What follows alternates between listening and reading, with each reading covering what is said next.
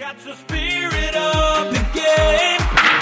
The Hastings Sodbusters. So proud of the guys, just kept clawing, kept fighting back, and I'm beyond proud of them. He sends a high fly ball to deep right center field. No one's going to catch that. It is going way back, and that is out of here for a home run. Luke Cossey, a monster shot, clears the 405 sign. Our first home run at Duncan Field since 2023. Touch 'em all, Luke Cossey. Our fans recognize that, and they know that it's a family atmosphere at our place, and that's what we like. One run will score. Here comes a second run home. Johnston digging for third. He slides in, and the Sodbusters have a 3-0 lead as Weston Johnston scorches one over the head of Jake Daly. All the credit to the guys in the dugout playing really, really hard, keeping it simple, throwing strikes on the mound, going right at kids, and then just keep it simple up at the plate. And all the credit to the guys for just busting their butts night in, night out. Catch the spirit of the game. The Hastings Sodbusters. All you can do is play the next one. The Hastings Sodbusters are coming off a 5-3 setback to the Plainsmen. Sodbusters have now lost 3 of 5 to the travel-only team, and they try to salvage a season split today. Hastings looks to end this weekend on an up note with a road trip to Pierre and Fremont coming up. Emotions ran high last night. We hope cooler heads prevail today, as it's still just summer baseball. Hastings and the Plainsmen. I'm Steve Stein with Ryan Valenta. Our producer is Mason Hinrichs. When we come back, we'll have a Sodbuster Spotlight with Jaden Shabry. It's the final home action for a week. Plus, starting lineups and more pregame, and the results of the Hastings appeal of yesterday's protested contest. This is Sodbuster Baseball. Hi, I'm a baseball umpire. Now, my job can get pretty stressful. I have to keep my eyes open at all times, and if I don't make the right call, people boo me. So to relax, I visit a Nebraska lottery retailer like this one and buy some scratch tickets. It always calms me down. Hey, you cut in line. I did not. All right, you're out of here. Hey, he didn't cut. All right, you're out of here. I feel better already. The Nebraska Lottery. Top prize odds vary by game. There's nothing like relaxing on a summer day. Nothing like taking in a Hastings Sodbuster baseball game. And there's nothing like an ice-cold Pepsi to make the day perfect. Pepsi Cola of Hastings wants to make your nothing like be the best day it can be, whatever the occasion. Enjoy your favorite refreshing Pepsi product throughout the Sodbuster season and make your nothing like memories. Pepsi Cola of Hastings, a proud sponsor of Hastings Sodbuster Baseball. It is the Sodbuster Spotlight. Get a chance to hear from Jaden Shabry getting his story before the contest today. Jaden, talk about your high school, first of all. Homeschool, high school. Give us your background. Well, yeah, my brother grew up playing baseball, and he got started playing homeschool basically his whole life. So my family decided to do the same thing with me. So I did this thing called charter school. And basically, I was able to have like all of my free time to go play baseball growing up and work out, be able to like train with a bunch of pro athletes. So yeah, I've been able to do that my whole life. And then I got to play high school baseball with a regular high school. So I've got kind of the best of both worlds. Talk about homeschool. Was it your mom was teaching? What about that aspect of it? I took a lot of normal classes basically online. Okay. I had some tutors that helped me. I had my brother help me. He's a few years older than me, so he was able to teach me. And then I kind of just went in places to get help wherever I needed. The focus it takes to be self-motivated, if you will, is that you think that was easier or harder being the homeschool aspect of it? I think it's definitely more difficult. I definitely enjoy taking more classes in person because I like hanging out with my friends and stuff, but I think it gave me a lot more opportunities to do the thing I love, so I like it for that reason. And in terms of the classes, I mean, obviously you probably get your basics out of the way. Were you able to take other classes maybe that interested you more than your standard English, math, those kinds of things, or was it still just basic core classes? It was more just basic core classes still. I took a few more extra years of Spanish, I think more than extra people did, and some woodwork and stuff, but basically some more basic. We're talking with Jaden Shabry, Californian. Where's home? Tell us a bit about that. Yeah, my home's in Santa Cruz, California. I live in the Great Redwood Forest, kind of like 30 minutes away from the beach, so I love where I live. It's a great spot. How awesome is that? So you see the sequoias, you see the beach. That tells us a bit about the geography, the topography of that. Yeah, I mean, I live really just in the middle of a giant forest. I mean, I don't think many of you guys would really realize what that looked like unless I showed you a picture, but I live in a giant mountain, a lot of hiking trails near me, and then literally like a 25-minute drive. I'm right next to a lot of tourist beaches, Santa Cruz Beach Boardwalk, so I get the best of both worlds. Hearing from Jaden Shabry, so was it a culture shock to come to the Plains, or had you visited this part of the country, and how did you get to be a Hastings Sodbuster? I definitely kind of expected what I was getting into. My brother went and played college baseball at McPherson in Kansas, so this is pretty similar to the town of McPherson, but I was definitely shocked by all the rain and the extremes of both weathers.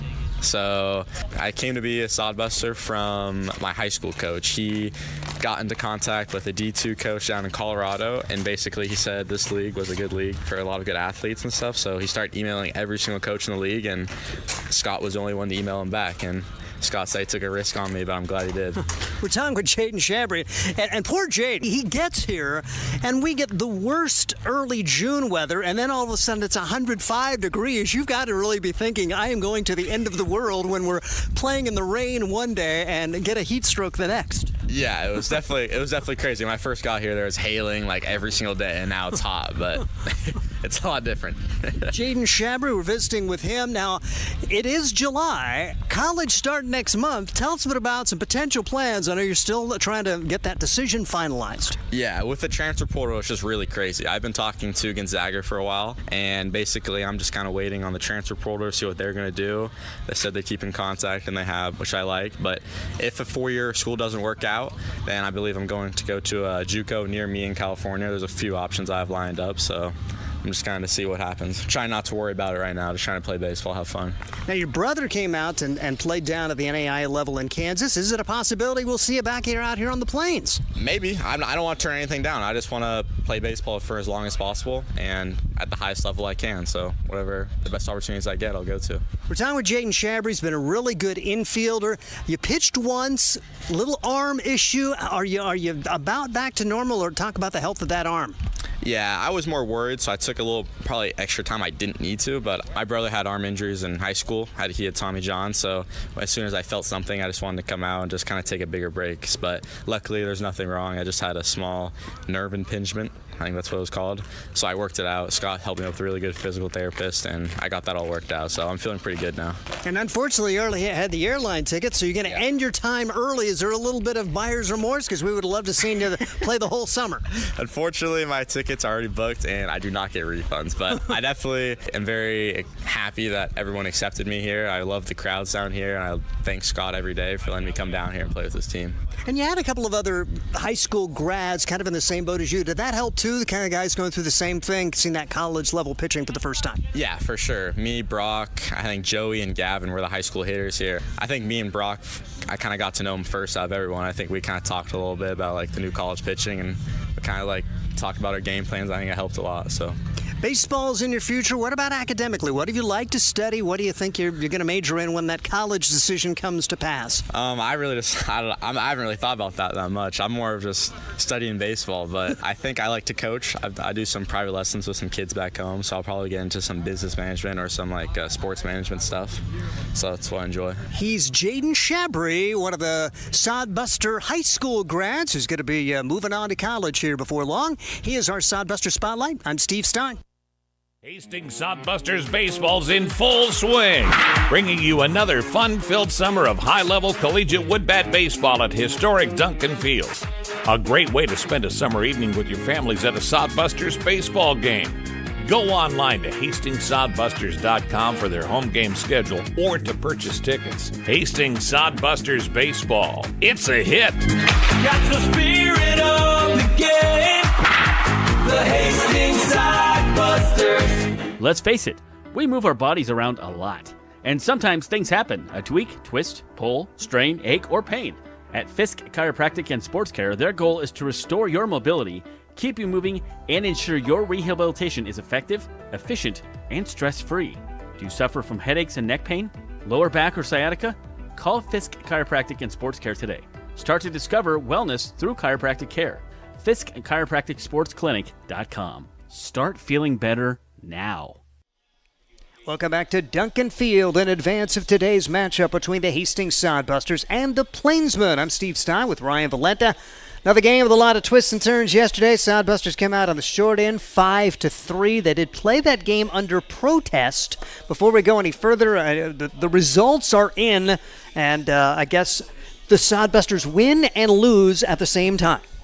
Yeah, the Sodbusters, they're winning the protest is what Scott told us, but the penalty of it is that the head coach gets suspended for a game. So that's unfortunately Bo Boyle for the Plainsmen won't be able to coach in his final game, but I'm just interested how, because, I mean, we caught it last night. We thought that, okay, this guy's at 110 pitches, which is exactly what happened. The starter, Manny Barraza, was supposed to come out of the game when he hit 110 pitches, but however, I guess we were the only people who kind of had a notion that he was at that mark up here in the booth, but it wasn't until after where he went over the pitch count.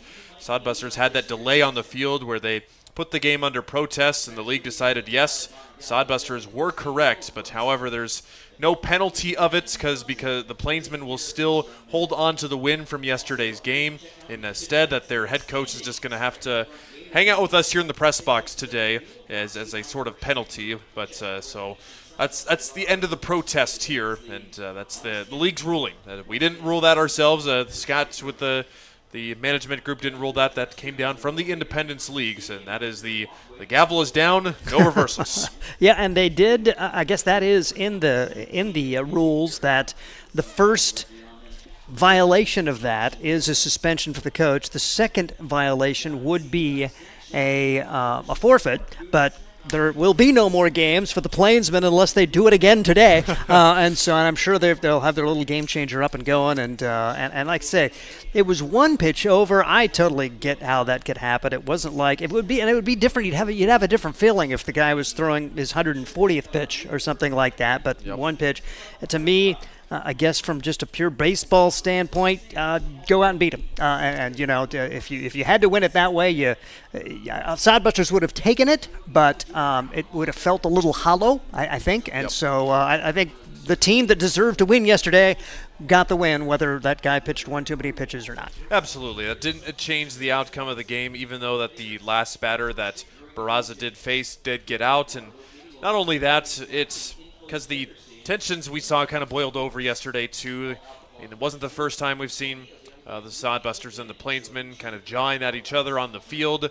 Yeah, this Plainsmen team, they don't have any postseason intentions because they're not eligible for the postseason, obviously. So they're here. Their goal here is really just to come out here and have a good time and play some good baseball. So, of course, they're going to rattle some heads and let them know that, hey, yeah, we're a travel-only team and we're beating you, and rightfully so. You want to show off that if you're the better team, you want to let the other team know and get some energy into your own dugouts, the other team's dugout, because that can cause some problems on both sides, make some guys get a little bit tilted, if you will, and play off their game. But the Plainsmen, they've been good so far. They've been, besides a couple of times where guys have been mouthing off at each other, it's been a really fun series to watch, and just great to see how the Plainsmen have developed, especially from last year. 1 win in 17 contests. Now they've got 4 wins here this year and 3 against the Hastings Sodbusters. And their final day of the season, no reason for them other than to just come out and play hard one final time for those guys who will be ending their baseball summers after today's game. For the Sodbusters, they need to come out and find a way to get in the win column. They didn't play poorly yesterday in the field, didn't pitch terribly, but had a heck of a time from an offensive standpoint. And you give Manny Barraza a lot of credit with that, as he ended up picking up the win, as he was able to work 7 innings, allowing just 1 run, striking out 7 and walking 4. Sodbusters, too many strikeouts, and had a tough time just laying off the splitter. You heard that from Josh Printer, the head coach, after the game, and so that was an issue, and you hope to have a better approach against a guy that pretty well shuts you down the first time, a guy who already has a win against the Sodbusters. He is going to be on the mound today. We'll tell you about that as this pregame continues, but a perfect day for baseball right now, the wind blowing in. There are showers in the forecast, and Ryan Valenta, every time we've had showers in the forecast, it rains. So hopefully we can find a way to get 3 dry hours and get this baby in. Yeah, we're hoping that maybe it'll be a little bit under 3 tonight, Steve. We've had some long games here this weekend and even dating into last week. So there are showers in the area. However, looking at my Weather Channel app, it looks like things aren't going to start getting hairy until about 10 or even 11 o'clock. So there might be some drizzles in between the innings of the games, but hopefully nothing to be cause for a serious delay. We had that tonight with several delays due to weather, and then the light catastrophe. We don't want another repeat of those, because if we do have that, then we may not get this final game in tonight. But like we mentioned, it is the final game of the season for the Plainsmen, as most of the guys will end their season after today. But looking forward to, there's been a guy also, we'll go ahead and name him, Brady Alexander for the Plainsmen, who has been electric white hot against the Sodbusters, and fortunate enough for the team that he's going to become a Hastings Sodbuster after today's game with their final game of the season. Sodbusters will have tomorrow off, and then we'll start a bit of a road series next week. But just for this game tonight, like we mentioned, Sodbusters didn't play poorly last night. They just got a little bit outmatched on the mound, and not too often you see a guy with a well-refined splitter in college. If for those of you unfamiliar, if splitter, a split-finger fastball, you literally kind of just hold it with your 2 fingers almost as far as you can on the outside of the ball, almost like a 2-seam fastball, but just a little bit farther out. And that thing, it appears as a fastball, and that thing just dives down and dips away at the end. So we saw lots of swings and misses for the Sodbusters last night. Their 8 strikeouts last night gives them at least 8 strikeouts on offense in their past 7 of 8 games. The lone exception is when they only struck out twice a couple of days ago against the Plainsmen. But like we mentioned, they're going up against a familiar arm. Hopefully that can provide to their advantage. Sodbusters will go with a little bit of a different arm tonight, but it looks like they've got some of their best guys in the lineup to compete here in this one. Let's take a look at the starting lineups. First of all, for the Hastings Sodbusters, they go with the shortstop Christian Loera leading off. Then it's Drew Vega at second base. Jackson Crane will do the DH duties and bat third. Batting fourth and playing left field, Cale Jensen. At third base, batting fifth, Weston Johnston. And then it's Luke Causey in right field, batting sixth. Batting seventh and playing first base, Tyler Welch. Batting eighth, the catcher, Jude Greaves. Batting ninth, the center fielder, Jet Hannaford. Brock Cross gets the start on the mound for the Hastings Sodbusters. Once again for Hastings, Loera, Vega, Crane, Jensen, Johnston, Causey, Welch, Greaves, Hannaford, with Cross on the mound. The Hastings Sodbusters under the direction of Josh Printer. Corey Caranda, the assistant coach for the Hastings Sodbusters, who entered today's play 18-14. They're 2-2 in the second half of the Independence League baseball standings. And they're 6-5 in their green uniforms this year that they will take the field with this evening. The Plainsmen, they go with Braden Boyle leading off and playing left field. Ivan Gomez is the second baseman and batting second. Chris Ortega, the designated hitter, bats third.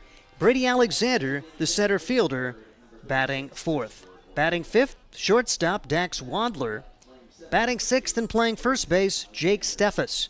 Batting seventh, the third baseman, Dean Samuel. And batting eighth, the catcher, Thomas Farnham III.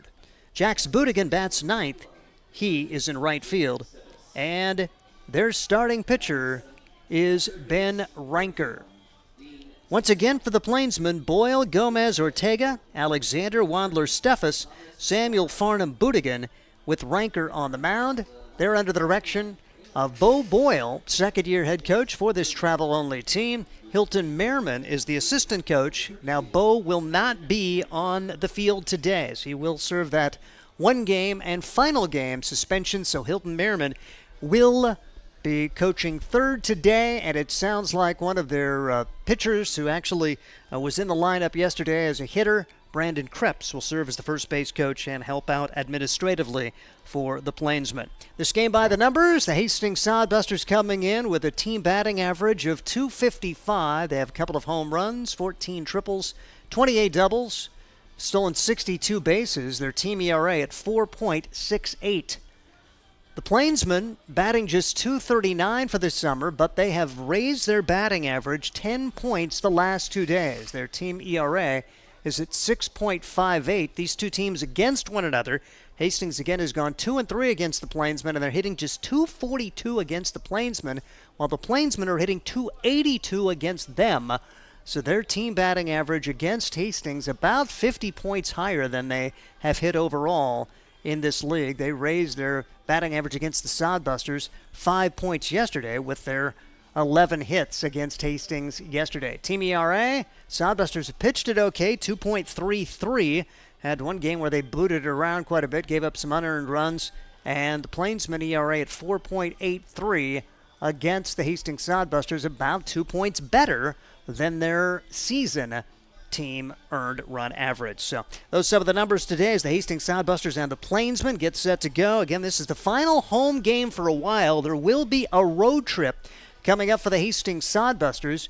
After an off day, they will be hitting the road for Pierre. They'll take on Oahe, a single game Wednesday, doubleheader Thursday, and then they'll go to Fremont for a single game on Friday. They'll have Saturday and Sunday off, and you get your rest, boys. You're gonna go fishing probably if you're a guy like Elijah Thomas who really likes to fish. But other than that, you better just hang out in your underwear and get ready to go, because 13 games in 14 days to close the season, 11 of 12 of those at home. It is going to be a busy, busy time, Ryan Valenta. We are going to have ourselves a fun time here, and Steve, we're going to be another group of guys that we're going to be sitting around too, maybe in a little bit more clothing, but yeah, we'll get our rest in because, yeah, like you said, we've got a busy week of games, busy couple of weeks of games. The prospects of the Bison, the Moo, and the Zap will be teams that the Sodbusters will all play in the final couple weeks of the season. And that big stretch of games, Hastings will be very busy. We know that the injury bug has been really hitting the guys hard, and hopefully it looks like most guys have been better. We know Drew Vega missed some time with some injuries back in that time where the Sodbusters really needed a middle infielder. We talked about Jaden Shabry nursing that shoulder injury.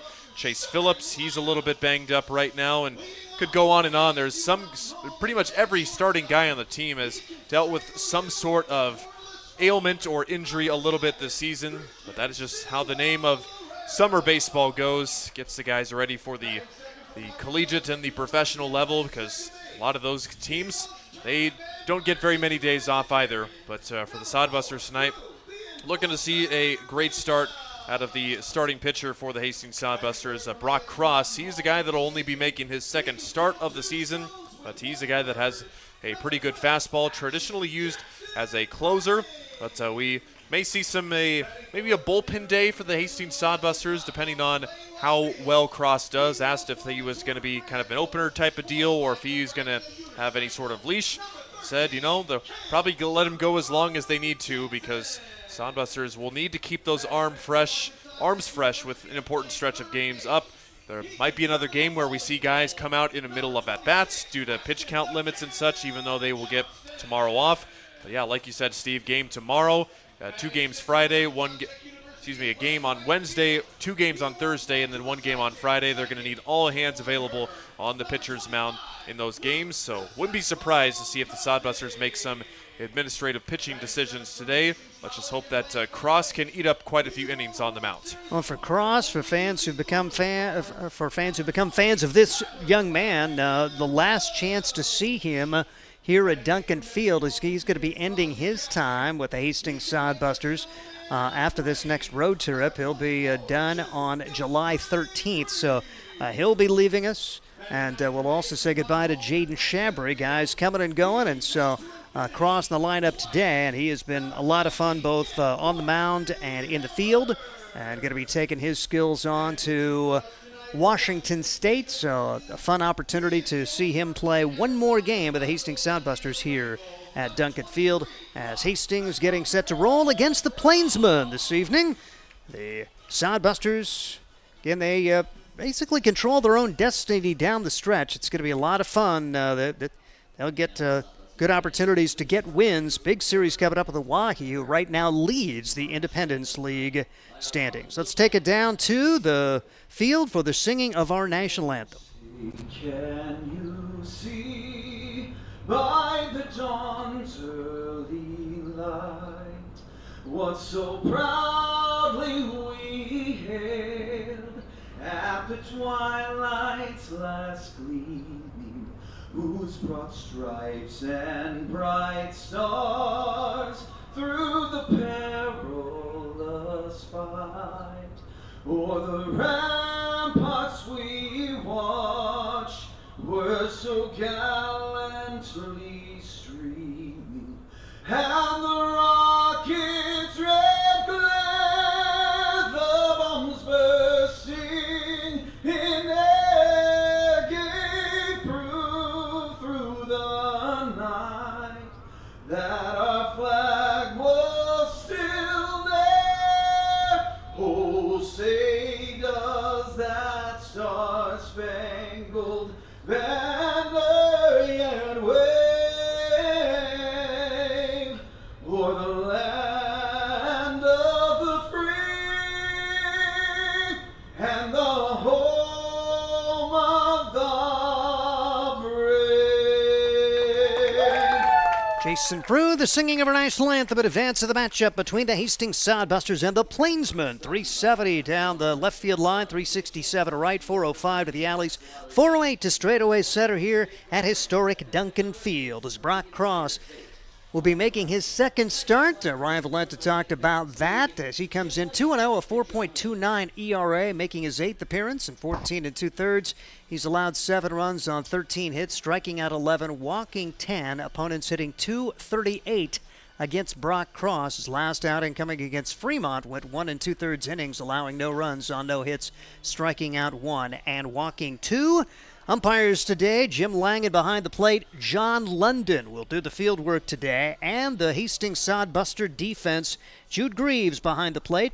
It's Tyler Welsh at first base. The second baseman, Drew Vega. At third base, Weston Johnston. Christian Loera is the shortstop. The outfield left to right, Cale Jensen, Jet Hannaford, and Luke Causey. It's Jensen's first experience in left field this year, as he joined the Sodbusters recently, but has been a DH. That's a good opportunity to see Cale Jensen in uniform here in the field for the Hastings Sodbusters. And Brock Cross, the right-hander, will have the opportunity to pitch for the Sodbusters. You probably heard the numbers for Brock Cross this year, or his past spring in his high school at Lake Havasu High School. He was a two-way player, as we mentioned, but his spring numbers also impressive. 17 innings pitched, no earned runs, only gave up 2 unearned runs. He walked twice and struck out 27 batters in 17 innings pitched. He's had a pretty nice summer so far, and look to see what he can do against the Plainsmen, a high strikeout guy, and gets a pretty good pitch selection to choose from. And Braden Boyle will step into the left-handed box, a righty matchup as we get set to go.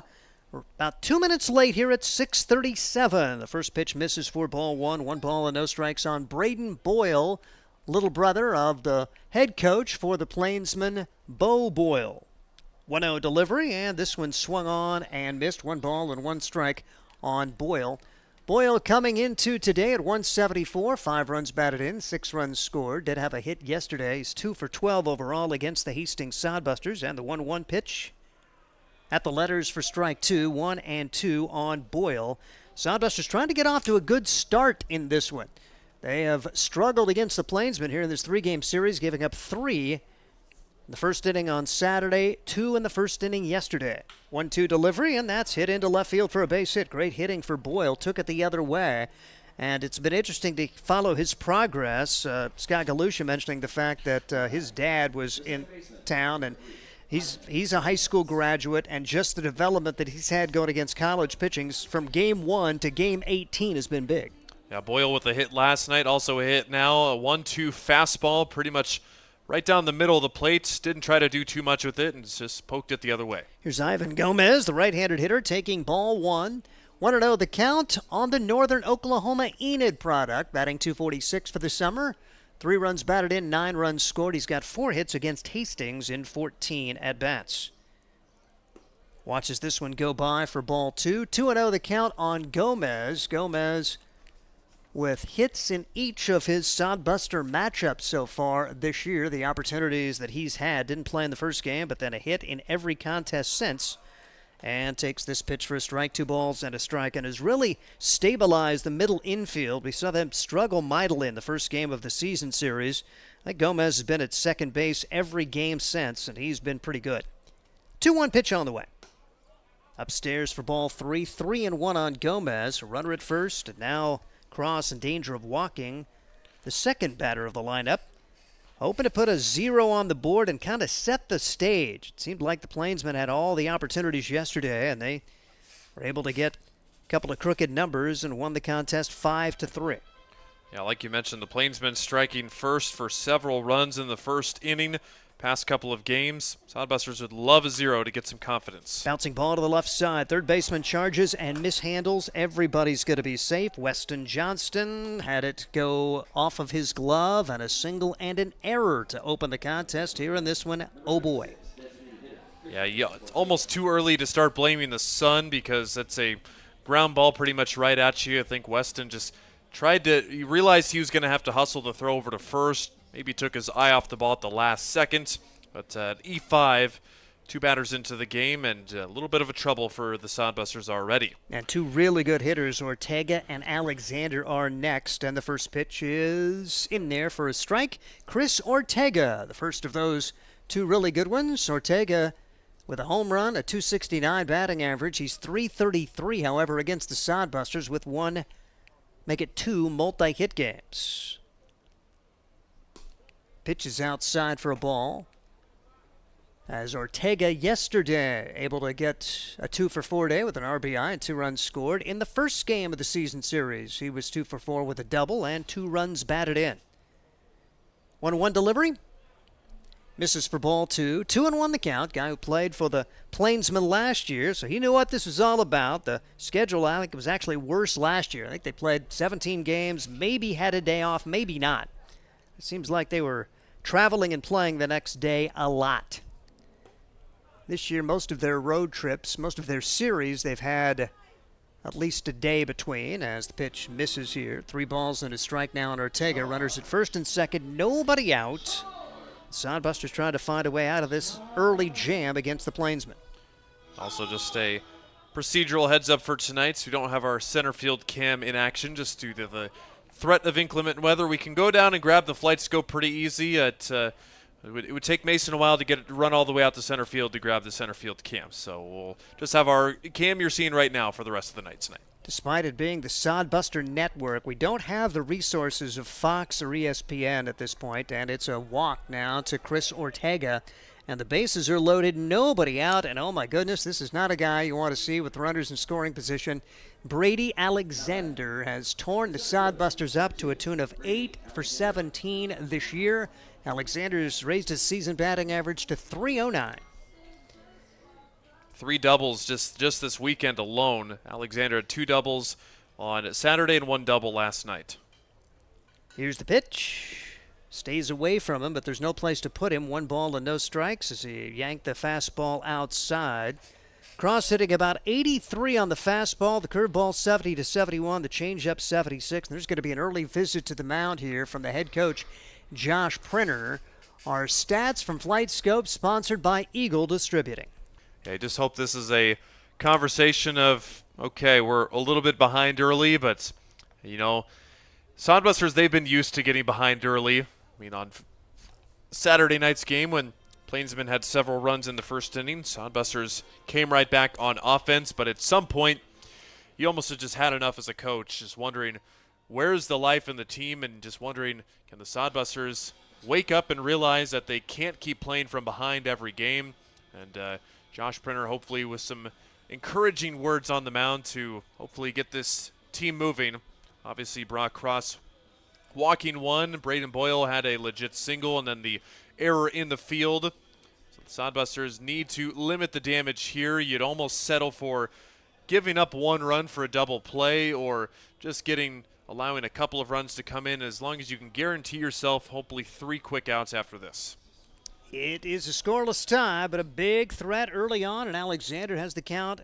1 ball, no strikes his way as Brock Cross atop the hill takes a look in at his catcher, Jude Greaves, and brings it home. Hit high in the air to right field. Causey back a few steps. Should get a run home. Will they try to throw to third? The throw will come in, and actually they will not score. And now they've got a runner between second and third.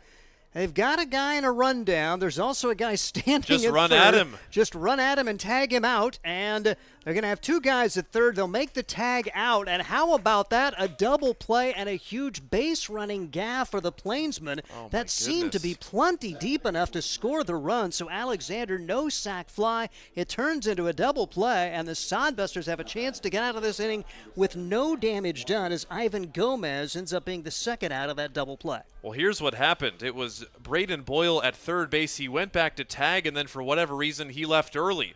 And he knew that he left early. I don't know if Lucasi maybe deked him into catching at it out in right field, but yeah, for whatever reason, Boyle left early. He should have been able to walk home on that sac fly. And so, huge break for the Hastings Sodbusters. They have a chance to survive this with no damage done, and Dax Wandler will come to the plate. As Wandler coming into today, a batting average of .245. He does have a home run, a double, 10 runs batted in. This Plainsman team has 7 home runs in limited games this year. Of course, they have only played limited games here, but when they've been outside of Duncan Field, they've been a very powerful team with those 7 homers. Alexander was their leader in home runs with 2, and he just flew out to right. 1 ball and 1 strike the count. Cross brings it in, and curveball didn't curve there. Stays high. 2-1 the count on Dax Wandler. No score. Top of the first. The Sodbusters trying to wiggle out of this with no damage done. As base running mistake for the Plainsmen cost them. How much? We'll find out. It's a pop-up, foul territory. Johnston over to give it a look, but it will reach the seats, and the count 1-2 on Wandler. Wandler didn't play yesterday. 2 for 13 against the Sodbusters this year with hits in games number 2 and 3 of the 5-game series so far for the season. Played an early 3-game series with a single game and a doubleheader, and playing 3 straight here, wrapping around the weekend on a Saturday, Sunday, and a Monday. 2-2 pitch on the way. Taken high, 3-2 now on Dax Wandler. A single, an error, a walk, a line out that turns into a double play, and 3-2 the count here. As Cross had something come amiss, and he will get back on the rubber right here. Telling Welsh at first base to back off first because Ortega's going to get a head start. No reason for him to hold him on. 3-2 pitch is drilled to right field. This is trouble. Causey on his horse, going back, reaches up and makes the catch as he goes crashing into the wall. Luke Causey does it again, saving multiple runs over the last few games for this Hastings Sodbuster team. And the Plainsmen do not score. No runs, 1 hit, 1 error, and 2 men left. We're at the bottom half of inning number 1. No score. This is Sodbuster Baseball. At Hastings College, we celebrate all the ways you shine. From more than 20 athletic teams to band, choir, theater, and art, plus esports, creative writing, speech, and media. Join in to earn a scholarship and find your people, the friends you'll hang out and have fun with. It's what makes Hastings great. So check out Hastings College, where your experience matters, in the classroom and in the activities you love to do. Visit us at hastings.edu. Core CPAs is your locally owned, full-service accounting firm. Our team of professionals have years of accounting experience and focus on building in-depth relationships with our clients. Our comprehensive and customized solutions are tailored to your specific needs. We pride ourselves in our commitment to integrity, objectivity, and professionalism. At Core CPAs, we provide tax services, payroll, bookkeeping, assurance and financial reporting, and much more. Visit our website at corecpas.us.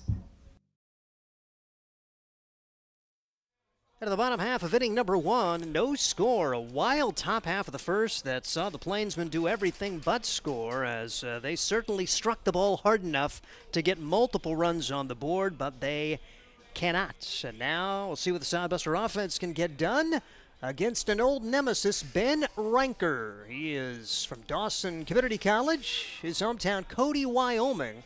1-2, a 4.67 ERA, but his one win against the Hastings Sodbusters. Game number 1 of a doubleheader sweep earlier this year here at Duncan Field. He went 5 innings, allowed 1 run on 3 hits, struck out 9, and walked 1. And the Sodbusters never figured out Ranker. Of course, we had a similar situation on Friday.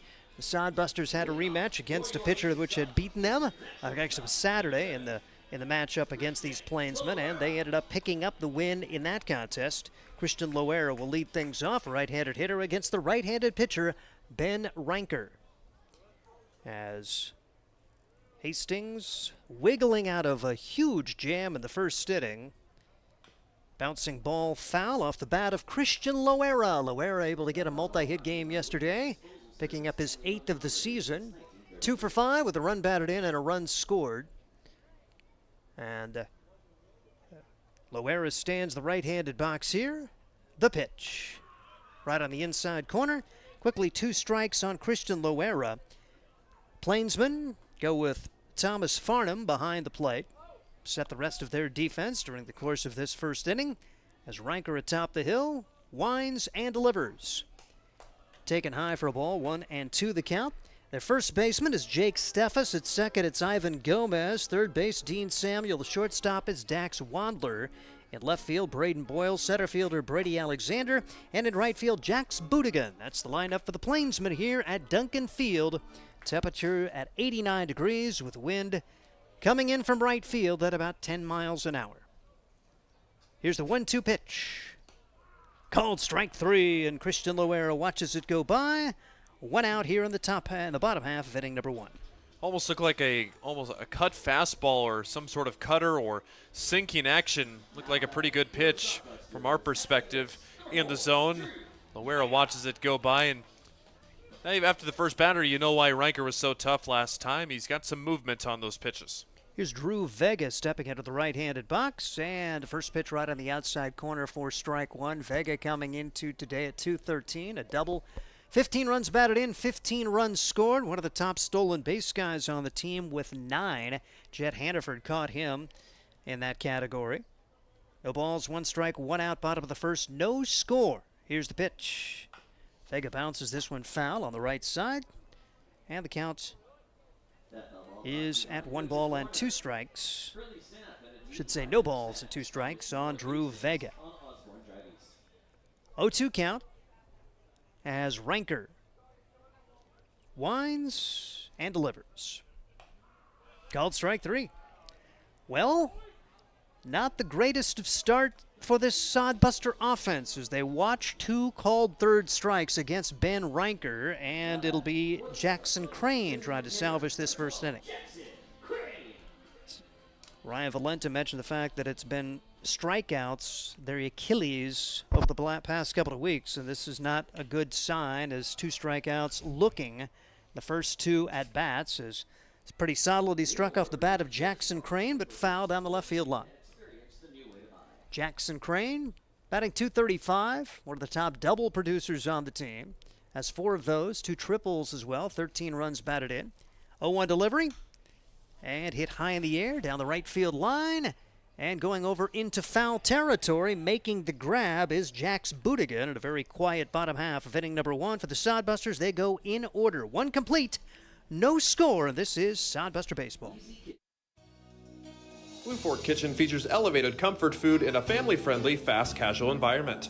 With a full menu, you can sit down for a nice meal or order online for pickup. From salads and wraps to burgers and steaks, Blue Fork Kitchen has your kind of food. Open Tuesday through Thursday, 11 to 9 p.m., and Friday and Saturday, 11 to 10 p.m., with a special brunch buffet Sunday from 9 to 2 p.m. Blue Fork Kitchen is located in the Cimarron Plaza, 38th and Osborne Drive in Hastings. Like them on Facebook.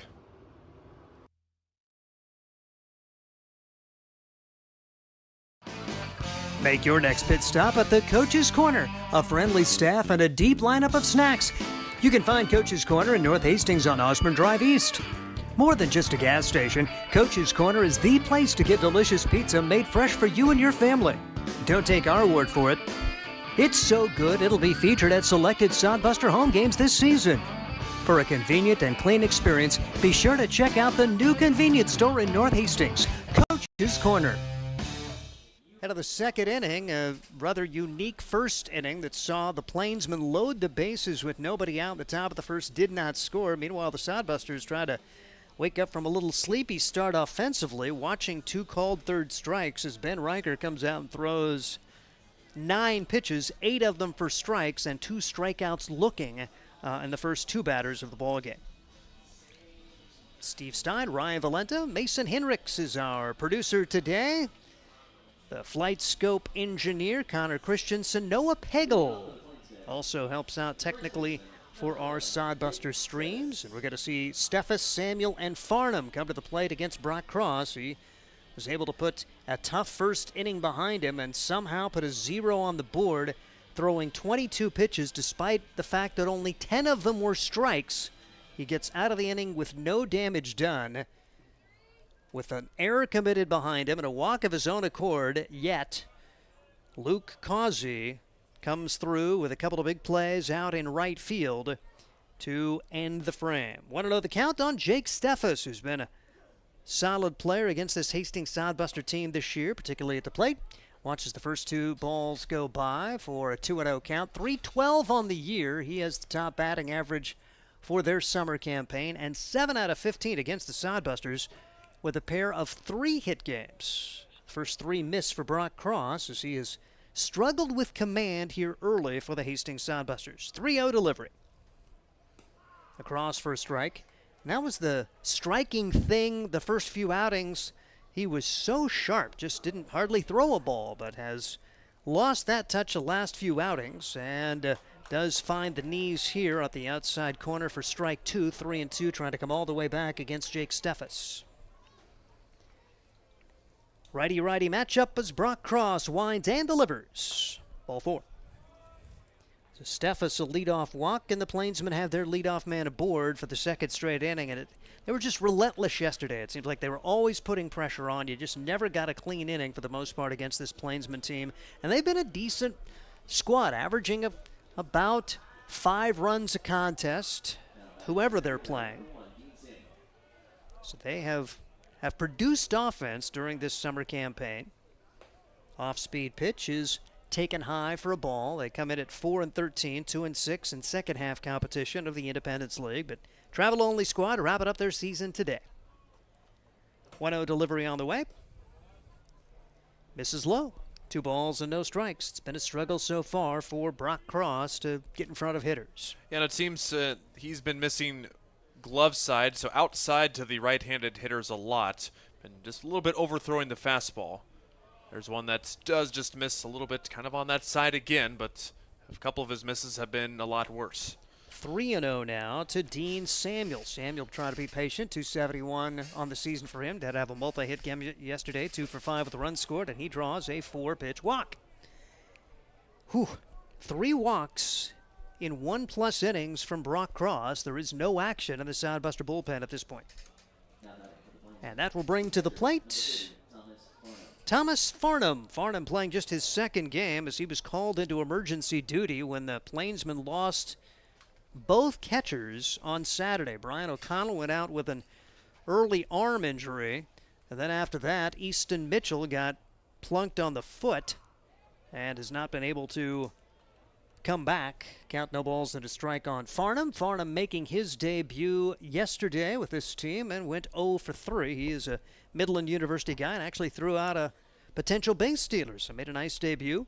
From a defensive standpoint, sprays this one foul, and it's really kind of cool that he was able to make the trip and play a couple of games. Scott Galusha kind of made that happen. He reached out via social media and had about 4 or 5 respondents, and well, Bo Boyle was very familiar with Thomas Farnham, so Farnham stepping in for these final 2 games of the summer for the Plainsmen. So Cross ahead of this batter, trying to find a way to get the first out here and see if he can wiggle out of a tough situation for this second straight frame. No balls, 2 strikes, and the pitch.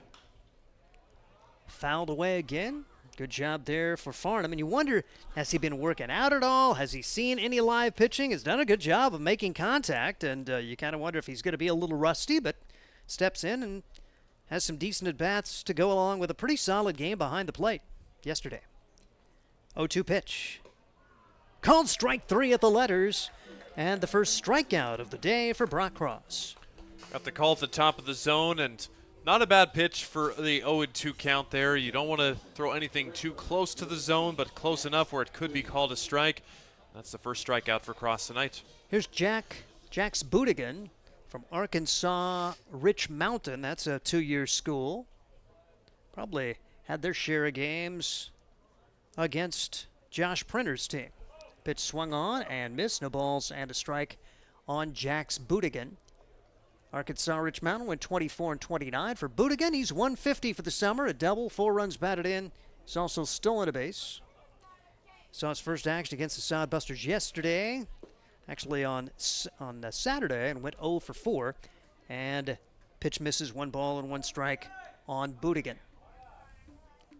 Budigan also a potential pitcher for this team. But with him in the lineup, probably not going to see him on the mound today. 1-1 delivery.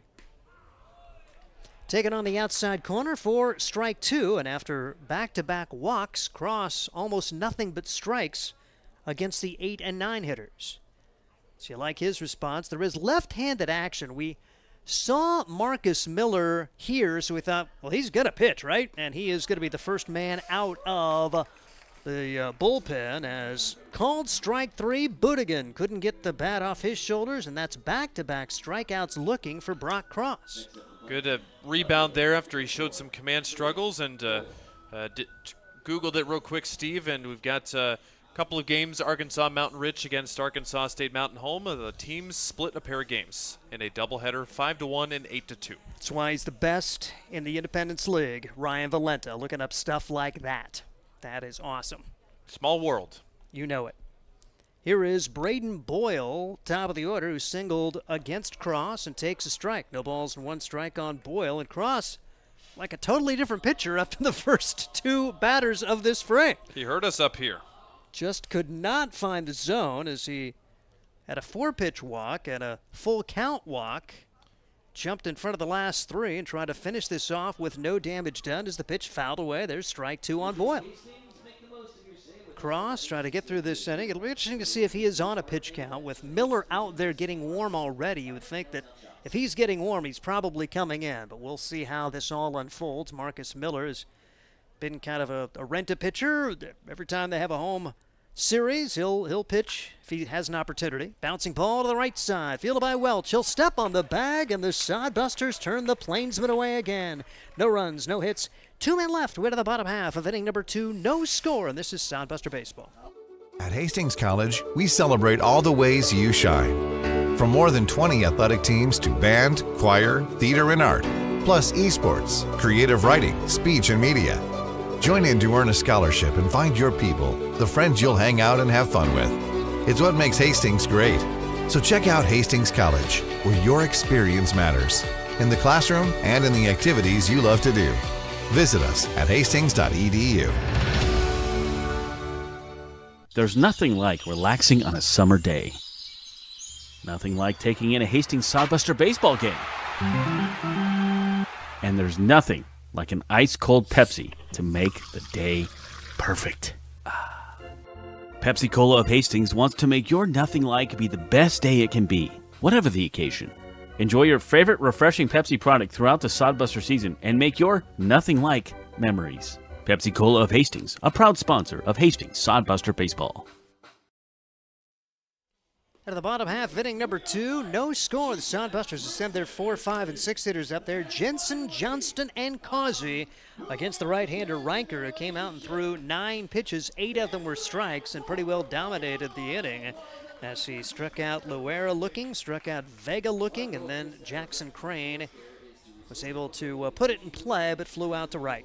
Here's Cale Jensen, returning player for the Sodbuster from a year ago when he hit .311 with a home run, a couple of triples, 5 doubles, and 25 runs batted in. One of the leaders from last summer. Still trying to find his Division I opportunity, and that came to pass this year as he will be headed off to Illinois, Chicago next month. Pitch is in the turf. 1 ball and no strikes on Cale Jensen as he started his college experience at North Dakota State and then had a really good JUCO season at Northeast Community College in Norfolk. 1-0 delivery on the way. This one is bounced foul off of Cale, and he favors that left leg a little bit, but gets right back in the box and is ready to go. Cale Jensen came in yesterday as pinch hitter and was productive, trying to mount a late rally against the Plainsmen, and they came up just short. The pitch is in there for strike 2 for Cale Jensen. Able to pick up a hit. Went 1 for 4 against the Plainsmen on Saturday with a couple of runs batted in as this pitch bounces about 4 feet in front of home plate and bounces over everybody. Lawn dart. 2-2, the count on Cale Jensen. First batter in the bottom of the second inning, no score. Plainsmen have had all kinds of opportunities in their first 2 experiences against Cross.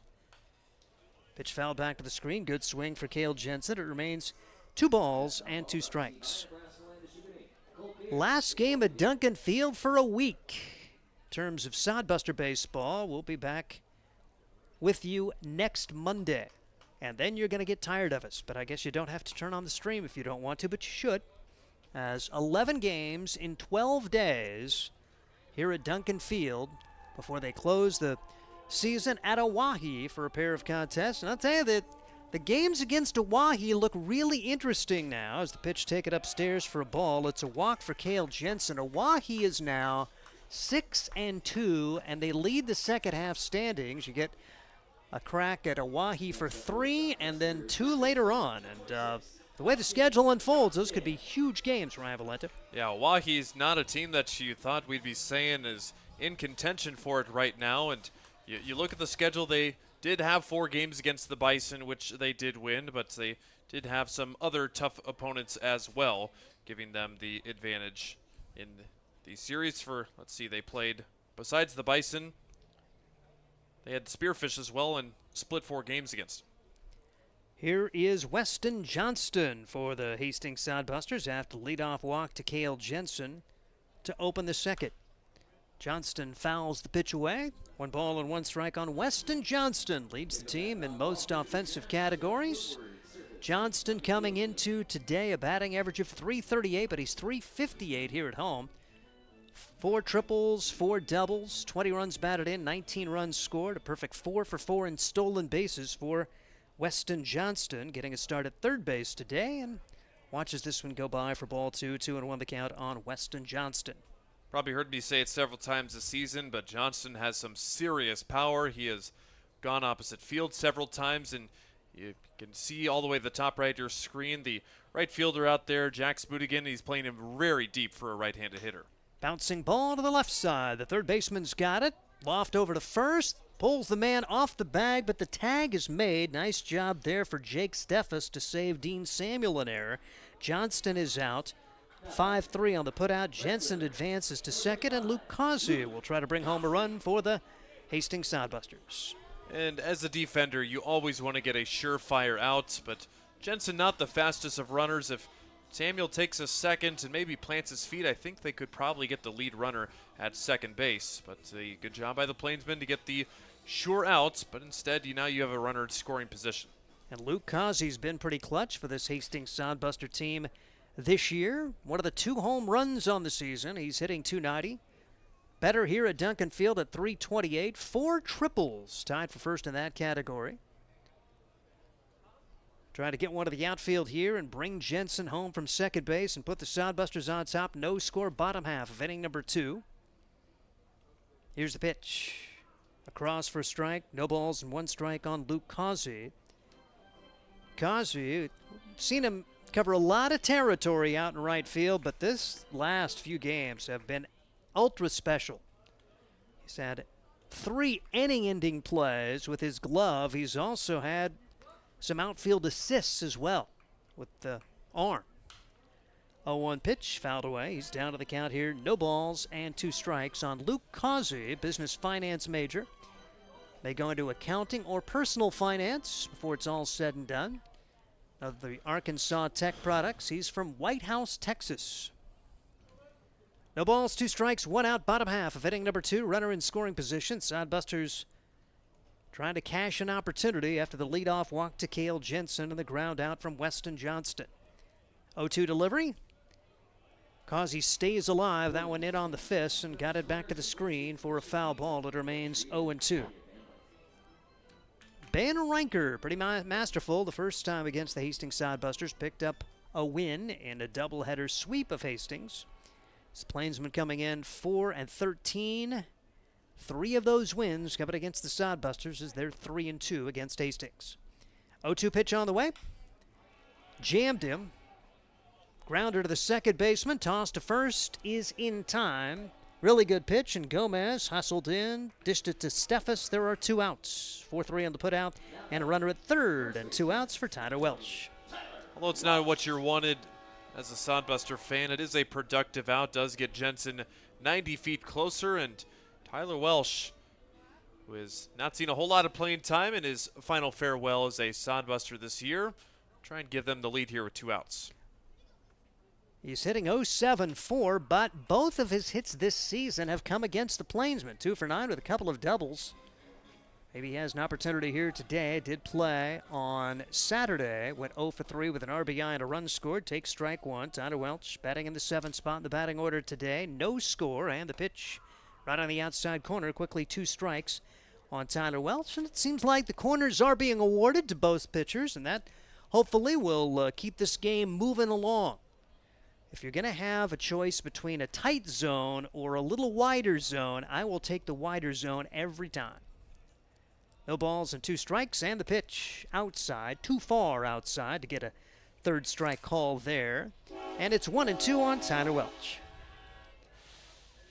So Jensen the leadoff walk. He is now at 3rd after a pair of ground outs for the Hastings Sodbusters. Reinker trying to put another 0 on the board and keep this scoreless through 2. 1-2 pitch on the way, taken upstairs. 2 balls and 2 strikes, and the sounds at Duncan Field as the train, it feels like it's going through the outfield sometimes, but it is just off to our left, right behind the press box. 2-2 pitch on the way. Welch stays alive as he sprays it foul. It remains 2 balls and 2 strikes on Tyler Welch. Wrapping up his baseball playing days. Doesn't rule out coaching in the future. He's going to get his real estate license, and you're a good real estate agent. You can kind of set your own hours and maybe have a chance to do some of that fun stuff too. So he'll be heading back home to Arizona. 2-2 pitch. Hit hard, but right to the shortstop. He's got it. The set, the throw to first in time. No problem there for Dax Wadler, and the Sodbusters are turned away. Leadoff walk, but then 3 straight ground outs. We'll head to this 3rd inning, and we have no score. This is Sodbuster Baseball. Blue Fork Kitchen features elevated comfort food in a family-friendly, fast casual environment. With a full menu, you can sit down for a nice meal or order online for pickup. From salads and wraps to burgers and steaks, Blue Fork Kitchen has your kind of food. Open Tuesday through Thursday, 11 to 9 p.m., and Friday and Saturday, 11 to 10 p.m., with a special brunch buffet Sunday from 9 to 2 p.m. Blue Fork Kitchen is located in the Cimarron Plaza, 38th and Osborne Drive in Hastings. Like them on Facebook. Hi, I'm a baseball umpire. My job can get pretty stressful. I have to keep my eyes open at all times, and if I don't make the right call, people boo me. So to relax, I visit a Nebraska lottery retailer like this one and buy some scratch tickets. It always calms me down. Hey, you cut in line. I did not. All right, you're out of here. Hey, he didn't cut. All right, you're out of here. I feel better already. The Nebraska Lottery. Top prize odds vary by game. We head to inning number 3, a scoreless tie between the Plainsmen and the Hastings Sodbusters, and here is Ryan Valenta. Thank you, Steve. Still scoreless here as we enter the 3rd, and kind of unfamiliar territory. These 2 teams have been doing a healthy job of scoring early and often in most of these games in their 5 contests so far, but the Hastings Sodbusters looking to guarantee themselves a season split of the series with a win tonight. The Plainsmen could claim the outright season series if they can pick up their 4th and final win against the Sodbusters, giving them 5 wins on the season. But appreciate the Plainsmen squad coming out and coming from just about everywhere in the country. I told you about they've got some Canada guys. They've got some guys close as here in Nebraska. These guys, for the love of the game, coming out to the Midwest and playing the game they love. For the Plainsmen here in this top of the third against Brock Cross, Ivan Gomez set to lead things off. The second baseman is 0 for 1 today. Reached on an error in the first inning, then he got hung up on that wacky play with that sacrifice fly. Another chance for Weston Johnston. This time he throws offline, and that will be another error. So back-to-back at-bats where Gomez has grounded to third and reached on an error by Johnston. Johnston circling around behind third base. I'm sure disappointed with that effort as trying to get things shored up here and setting the table for pretty good batters coming up for this Plainsman team. So the leadoff man will reach for the third consecutive inning for the Plainsmen. That brings up Chris Ortega. He walked back in the first and takes ball one. Ortega 5 for 17 this summer against the Busters with a double. Yesterday had a pair of hits, including an RBI single. 1-0 down low, 2 balls and no strikes. So action continues to stir in the Hastings bullpen. We saw Marcus Miller throwing earlier. You can also see Braden Corks down there. Elijah Stewart milling about as well. We'll likely see one of those guys here in the near future. Called a strike on the breaking ball at the top of the zone. 2 balls and 1 strike. Brock Cross just his second start for the Sodbusters this summer.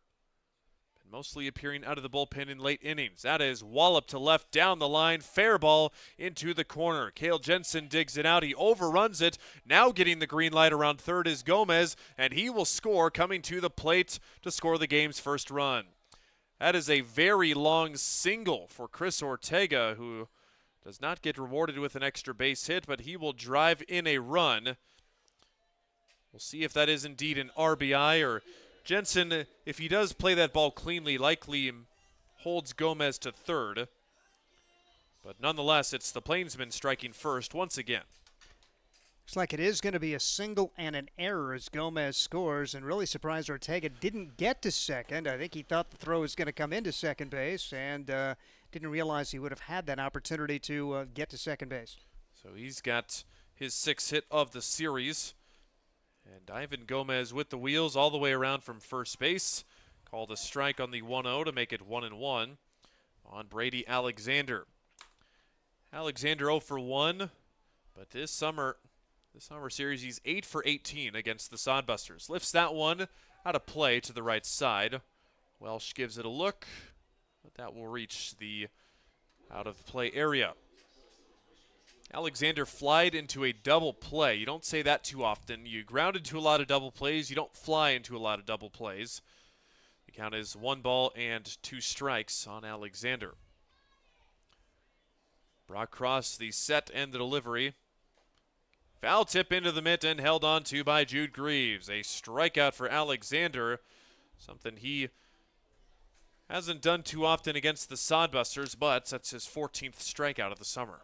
Yep, Alexander certainly deserved a sac flies last time. Didn't get that. Has had a big series overall against this Sodbuster team, though, this weekend. So quickly up to the plate, the lefty Dax Wandler. Wandler, one of the Canadian boys from Alberta, Canada. One of the Midland juniors. Hit .268 in 33 games for the Warriors in the spring. Breaking ball catches the top of the zone, and it's 1 ball and 1 strike. So for Cross, he's now up to 3 strikeouts tonight. Ortega remaining at first, that one just a bit high. But the Plainsmen on the board once again. They have struck first in all 3 games here this weekend. This time it just took them a couple of extra innings to do so. The 2-1 doesn't get the call. That looked like it might have had the top of the zone, and the count's 3 balls and 1 strike. Flight Scope said that was just a bit up. Hitter's count pitch. That one right down the chute on the breaking ball. Cross going with the off speed on a 3-1, and Wandler wanted no piece of it. See what they come up here with a full count now. In the air, down the left field line in foul territory. Nobody will have enough space to catch up to it. Sodbusters trying to stop a bit of a long skid. They have lost 7 of their last 9 games.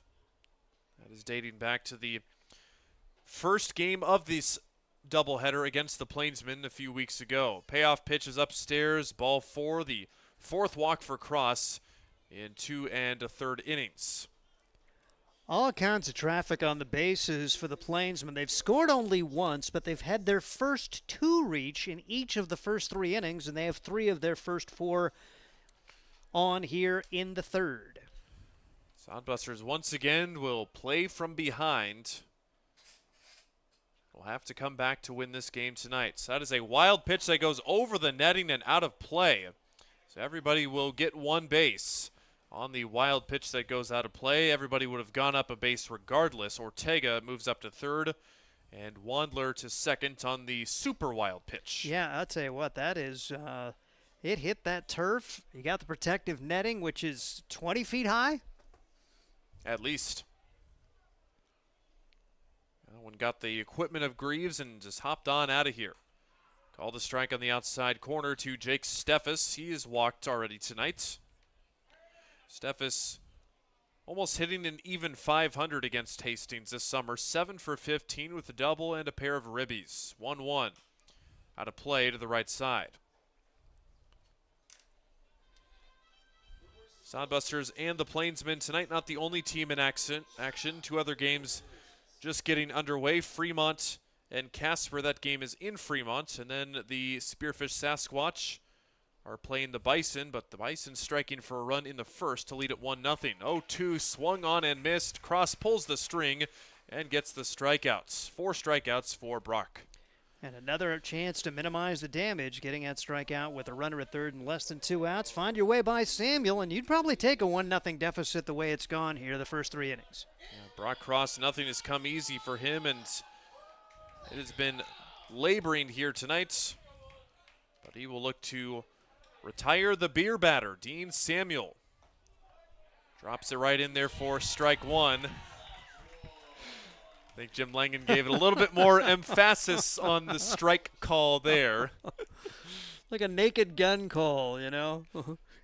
Except is the opposite of the first one. Strike? Yeah. Yeah, I wanted to see him go strike 1. Perfect. 1-1 count from Cross to Samuel. He walked his only plate appearance. Samuel 4 for 11 against the Sodbusters. Last night he had 2 of those 4 hits in 5 trips to the plate. Plainsmen last night picked up their first win in just under a week. Trying to make it back-to-back for just the 2nd time this season. 2-1. That one is hit in the air to shallow left center. Jensen closing in, dives, lays out. He holds on for the catch. Cale Jensen with the full extension to rob the Plainsmen of at least 1, maybe 2 runs. And that will keep it a 1-0 game on a web gem from the Central City native Cale Jensen. 1-0 your score as we enter the bottom of the 3rd. Hastings will try and get some of that advantage and wake the bats up here. Let's face it, we move our bodies around a lot. And sometimes things happen. A tweak, twist, pull, strain, ache, or pain. At Fisk Chiropractic and Sports Care, their goal is to restore your mobility, keep you moving, and ensure your rehabilitation is effective, efficient, and stress-free. Do you suffer from headaches and neck pain, lower back, or sciatica?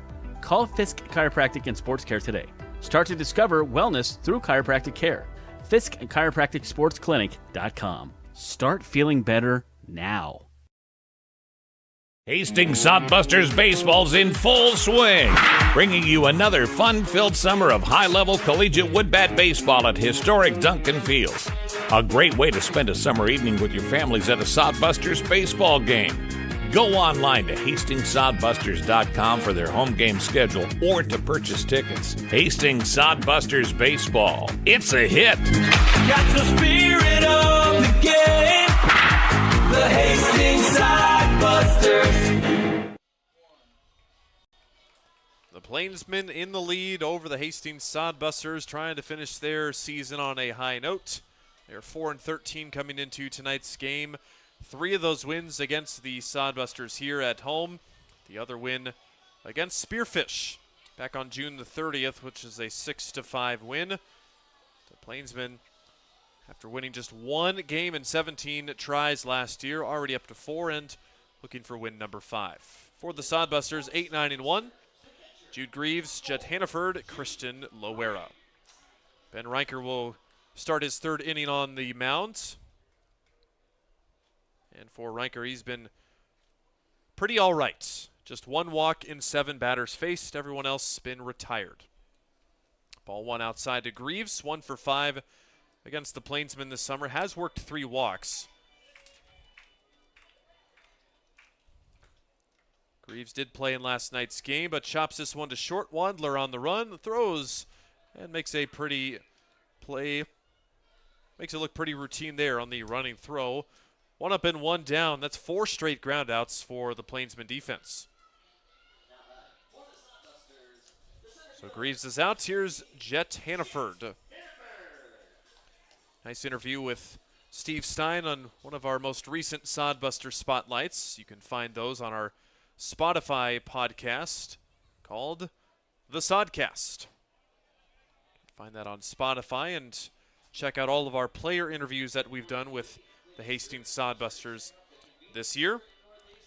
Jet Hannaford from Mountain Home and does not go far to play baseball. It's in his hometown at ASU Mountain Home. Late on the fastball, out of play. No balls and 2 strikes.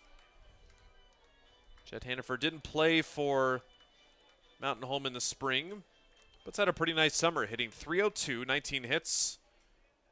Also has the team lead in stolen bases, and fitting for a guy named Jet. 0-2 from Riker. That one called a ball? No, it was not. It was? Well, Jet doesn't think so. Okay, well, is it just me or did Jim Langen not even move at all? I think everybody knew that that's a strike. Okay, I was going to say I was about to say nothing wrong with that pitch, but unless I blinked and Jim Langen pulled out a flash move, I did not see him move an arm to call strike 3, but that's Hannaford back to the dugout. So I digress. Strikeout for Reinkers, his 3rd. All of them looking, by the way. They are, yes. And here is one of the strikeout-looking victims, Christian Loera. It's been 2 up and 2 down for Riker this inning. Loera 0 for 1, takes high and away. We're watching Riker finishing his warm-ups, and he did miss very badly with a couple of pitches, but perhaps it was all just a ploy to get the Sodbusters' head. That one gets the bottom of the zone. Loera hangs his head, didn't agree with the call. The old Bull Durham. Hit the mascot. Hit the mascot. 2-1 pitch from Riker. That's blooped into shallow center, racing in Alexander, and he will make the running catch. That is now 6 up and 6 down for Ben Riker and the Plainsmen. Sodbusters turned away quietly 1-2-3 for the 2nd time tonight. He's rolling, but it's still just a 1-0 advantage. We're through 3. Be back in a moment with the 4th. Core CPAs is your locally owned, full-service accounting firm. Our team of professionals have years of accounting experience and focus on building in-depth relationships with our clients. Our comprehensive and customized solutions are tailored to your specific needs. We pride ourselves in our commitment to integrity, objectivity, and professionalism. At Core CPAs, we provide tax services, payroll, bookkeeping, assurance and financial reporting, and much more. Visit our website at corecpas.us. At Hastings College, we celebrate all the ways you shine. From more than 20 athletic teams to band, choir, theater, and art, plus esports, creative writing, speech, and media. Join in to earn a scholarship and find your people, the friends you'll hang out and have fun with. It's what makes Hastings great. So check out Hastings College, where your experience matters, in the classroom and in the activities you love to do. Visit us at hastings.edu.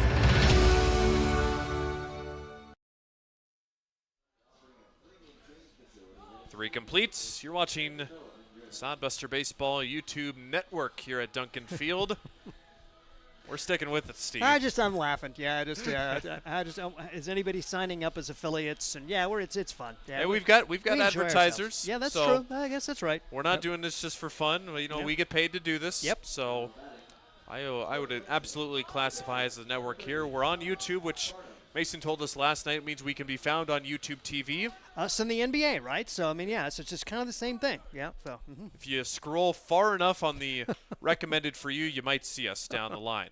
Ground ball to short by Thomas Farnham. The catcher grounds out to Loera at short, who throws it over to Tyler Welsh. 1 pitch and 1 out for Brock Cross. Ladies and gentlemen, the leadoff man has been retired by the Hastings Sodbusters. The Plainsmen have had at least their first 2 reach in every inning. It is an amazing feat that the Sodbusters are only down 1-0. And they do that until now. Well, the bottom of the lineup is the order due up. That was the 8th place hitter. Now here is number 9, Jax Budigan, who struck out looking against Brock Cross. He had not a bad inning by any means in the third. His defense didn't help him out, made a couple of errors leading to an unearned run. But a single, a walk, he sandwiched in a couple of strikeouts. But he does get the leadoff man out here. Budigan with the 2-0, right in there for strike 1. Jax Budigan from Atoka, Tennessee. Steve mentioned the Arkansas Rich Mountain Community College team that played against the ASMU Mountain Home boys a couple times this past spring. Budigan tonight, or this coming into the game, just a 150 average. But he was used as a pitcher for Arkansas Rich Mountain Home in the spring. Swings and misses at the breaking ball. Another strikeout for Brock Cross, who is seen spurts of the strikeout tonight and spurts of the walks, but now the strikeouts outweigh the walks 5-4. And Brock Cross, you gotta love his composure. He could have let this get away from him a lot, really showing a lot of the qualities we've seen out of Austin Raines too, where they don't let things get to them for this Hastings team. Pitch right down Broadway for strike 1 to the left-handed hitter. We're back to the top of the Plainsmen order here in the top of the 4th. Very interesting game so far, just 1-0. Plainsmen, they have had all sorts of traffic on the bases. They've left 4 on base through 2 innings. Brock Cross throwing 30 more pitches than his opposing starting pitcher through the first 3 innings, yet Hastings trails by just 1. 1-1. Shaves off the inside corner for strike 2. And correction, the Plainsmen have left 6 through 3 innings. So we're here in the 4th. But Cross bidding for perhaps a 1-2-3 inning. Not quite. That one is a bit too far inside to the batter, Braden Boyle. Boyle 1 for 2 today, a single and a walk. The Boyle family affair on the team. Got older brother Brady, who is injured. That's past the diving Drew Vega and into right field. So no 1-2-3 inning to be had. And that's the 3rd hit of the ball game and 2nd hit of the day for Braden Boyle. Big at bat coming up here as Ivan Gomez has been aboard twice. Need to get him with Ortega and Alexander looming here with 2 outs. It'll be Ivan Gomez, and I'd like to see him hit it to somebody other than the third baseman here. He'll take strike 1 in the outside corner. Gomez 0 for 2. He has grounded to third twice and reached base on a throwing error. One on a throwing error, rather, and the other one on a fielding error. Breaking ball away, and if Cross is controlling it right now, then maybe you try and pitch him away and make Gomez go to the opposite field. And if you're Weston Johnston, do you want it hit to you? Like, give me another crack. He'll hit it foul down the right field line. Nobody will catch up with that. Now the sun keeps dipping lower and lower, making it tougher and tougher by the minute on the left side of the infield. You can see Johnston, Jensen, and Loera all on the left side of the infield. They have sunglasses, but they're wearing them on their hats, so they're not using them. Which doesn't make sense. I would be using them from pitch number 1 until that final sun went past the back of the bleachers. That will sneak out of play as well in the foul ball. Welsh gave it a look at the fence, but Ivan Gomez to stay alive here. Gomez from Katy, Texas. College ball at North Oklahoma Enid, teammates with Graham Hilton, who has since departed with the Hastings Sodbusters, but he had an excellent spring, 354 in 32 games. The 1-2 pitch That's grounded to short this time. It'll be Loera throwing the short route to seconds, and the force out is recorded. Boyle retired, and the Plainsmen will strand the 2-out single. It remains a 1-0 score. Sodbusters coming up. Bottom of the fourth headed your way from Duncan Field. Make your next pit stop at the Coach's Corner. A friendly staff and a deep lineup of snacks. You can find Coach's Corner in North Hastings on Osborne Drive East. More than just a gas station, Coach's Corner is the place to get delicious pizza made fresh for you and your family. Don't take our word for it. It's so good it'll be featured at selected Sodbuster home games this season. For a convenient and clean experience, be sure to check out the new convenience store in North Hastings, Coach's Corner. Blue Fork Kitchen features elevated comfort food in a family-friendly, fast casual environment. With a full menu, you can sit down for a nice meal or order online for pickup. From salads and wraps to burgers and steaks, Blue Fork Kitchen has your kind of food. Open Tuesday through Thursday, 11 to 9 p.m., and Friday and Saturday, 11 to 10 p.m., with a special brunch buffet Sunday from 9 to 2 p.m. Blue Fork Kitchen is located in the Cimarron Plaza, 38th and Osborne Drive in Hastings. Like them on Facebook.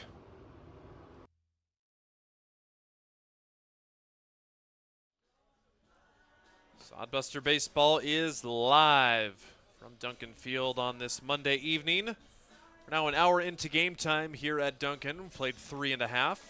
Plainsmen up 1-0. Their run coming in the third on a single put in play and then an error leading around to come, allowing a run to come home. So the Plainsmen technically without an RBI tonight, but the only stat that matters is the 1 in the scoring column.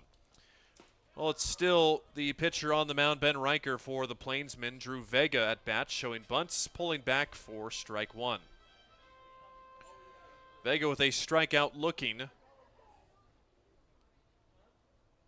in his first at bats. Kind of a half swing, but fouls it out of play, and quickly 0-2.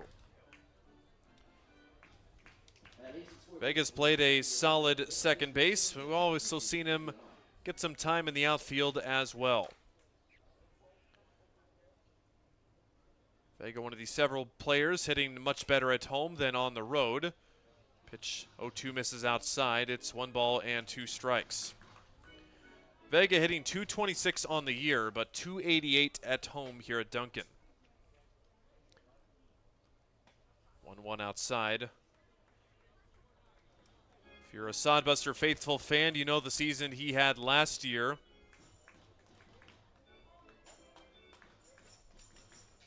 Tied for the team lead with 47 hits. He swings and misses at the slider down and away. That puppy just fell off the table there. Fourth strikeout rather for the starter Riker, and second time Vega has been punched out. Riker has been so much around the zone. He's had only one 3-ball count today, and that was when he walked Cale Jensen. Jensen, the man waiting on deck. First, it's Jackson Crane. That one hits him on the back. Jackson Crane continues to be a ball magnet here. His 8th time he's been hit this summer. Surprisingly, that doesn't quite lead the team, but Crane will take first base. As Vega, the leading HBP guy on this squad, as this Hastings team, they have now been hit 81 times. Crane did get hit last night. Picks off over to first. Close, but not quite. Crane is back in there safely.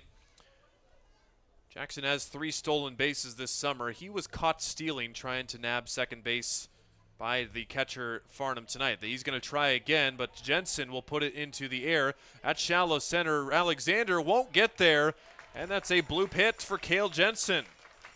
In a perfect spot. Alexander playing really deep in center field, especially for the wind blowing in. And that is the first hit for the Sodbusters tonight, 13 batters later. Looks like a smash in the scorebook, and you will take it. And all of a sudden, a little bit of something to cheer about for Sodbuster fans. First and second, and only 1 out. Your top RBI guy now at the plate, Weston Johnston. All he's done is hit .341 with 23 ribbies. He, like many, has seen some playing days off. Head coach Josh Printer, he's done, whether it's been planned or not, a real good job of rotating guys in and out.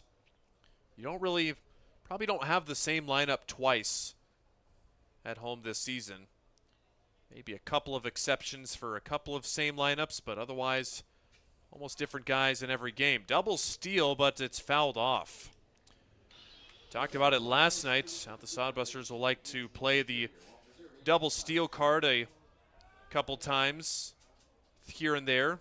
Unfortunately, that one results in a foul ball. Would have been fascinating. I don't know if Crane had the greatest of jumps, and Farnham showed that he can gun down base runners yesterday. That would have been a fascinating occurrence if Farnham could have thrown to third. If I'm Farnham, I'm hoping they do it again, because I just threw out Jackson Crane last night. I would love to do it again. The 0-2 pitch, runner's not going. That one just misses outside, looked pretty good. But Johnston able to take it. Sodbusters in the loss last night stole 4 bases. They were 4 for 5 in the stolen base category. Have yet to swipe one tonight because they've had very few base runners. Tying run in scoring position, 1-0 Plainsmen. Riker taking a long look in, now has his sign. Pitch. Misses just a bit outside, and man, those are close to be taken right there. That's twice I've gone, I don't know what Sodbuster fans are thinking, because Jim Langan, he's had a fairly liberal zone, particularly with 2 strikes today, and either of those were candidates for a called strike 3. Absolutely indeed. Especially with 2 strikes, too. Tough to be taken. Umpires, believe it or not, don't get paid by the pitch. 2-2 again. Johnston sails it behind the dugouts and the screen. Count remains 2-2. The wind continues to blow in pretty much straight from center field, maybe a bit from right center. Past couple of nights we've had very nice weather. Tonight's back to the hot and muggy, windy summer that we've been accustomed to in the early month of July and pretty much the whole month of June. This will be pitch number 52 for Ben Riker. Johnston just gets a piece of the curveball. Sodbusters as a combined unit hitting 256. Steve mentioned earlier the Plainsmen, for whatever reason, their pitching staff has given them a bit of trouble. They're only hitting 242 and averaging 6 runs a game.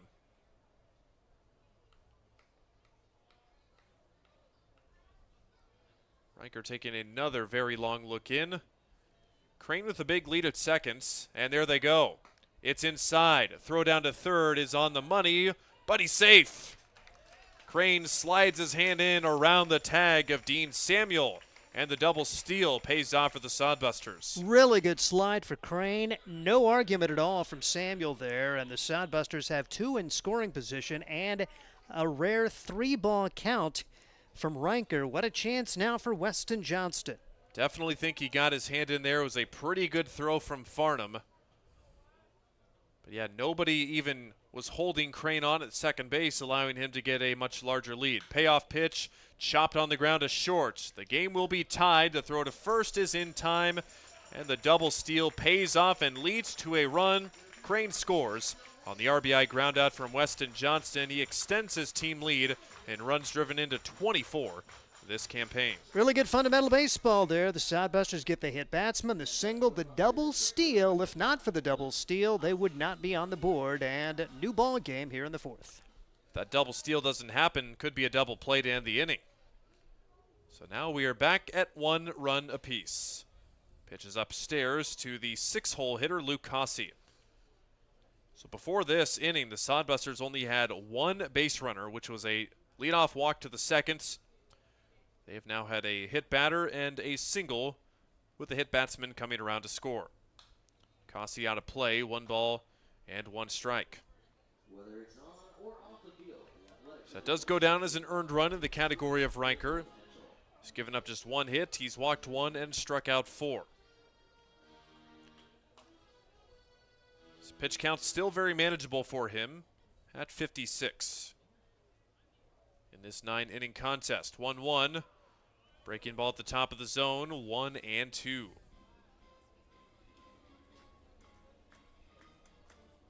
Lucasi grounded to second, his first time up in the second inning. A .290 hitter this summer. Tied for the team lead with triples, with 4 of them.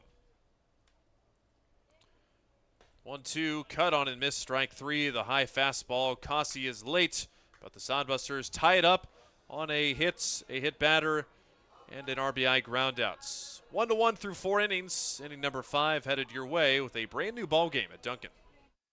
Let's face it, we move our bodies around a lot. And sometimes things happen. A tweak, twist, pull, strain, ache, or pain.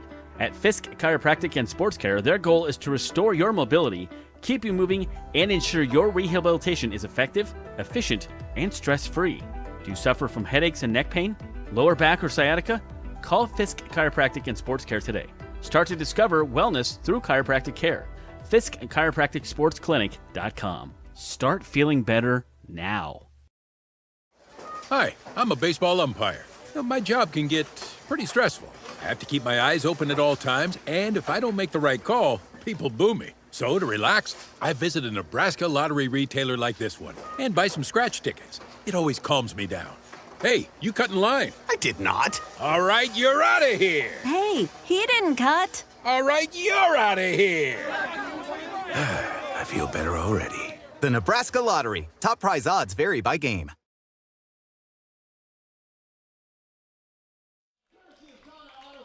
Top of the 5th inning, Sodbusters tie it up in the 4th. We're now back to a 1-1 game. Runs have been hard to come by in the past couple of games for the Sodbusters and the Plainsmen.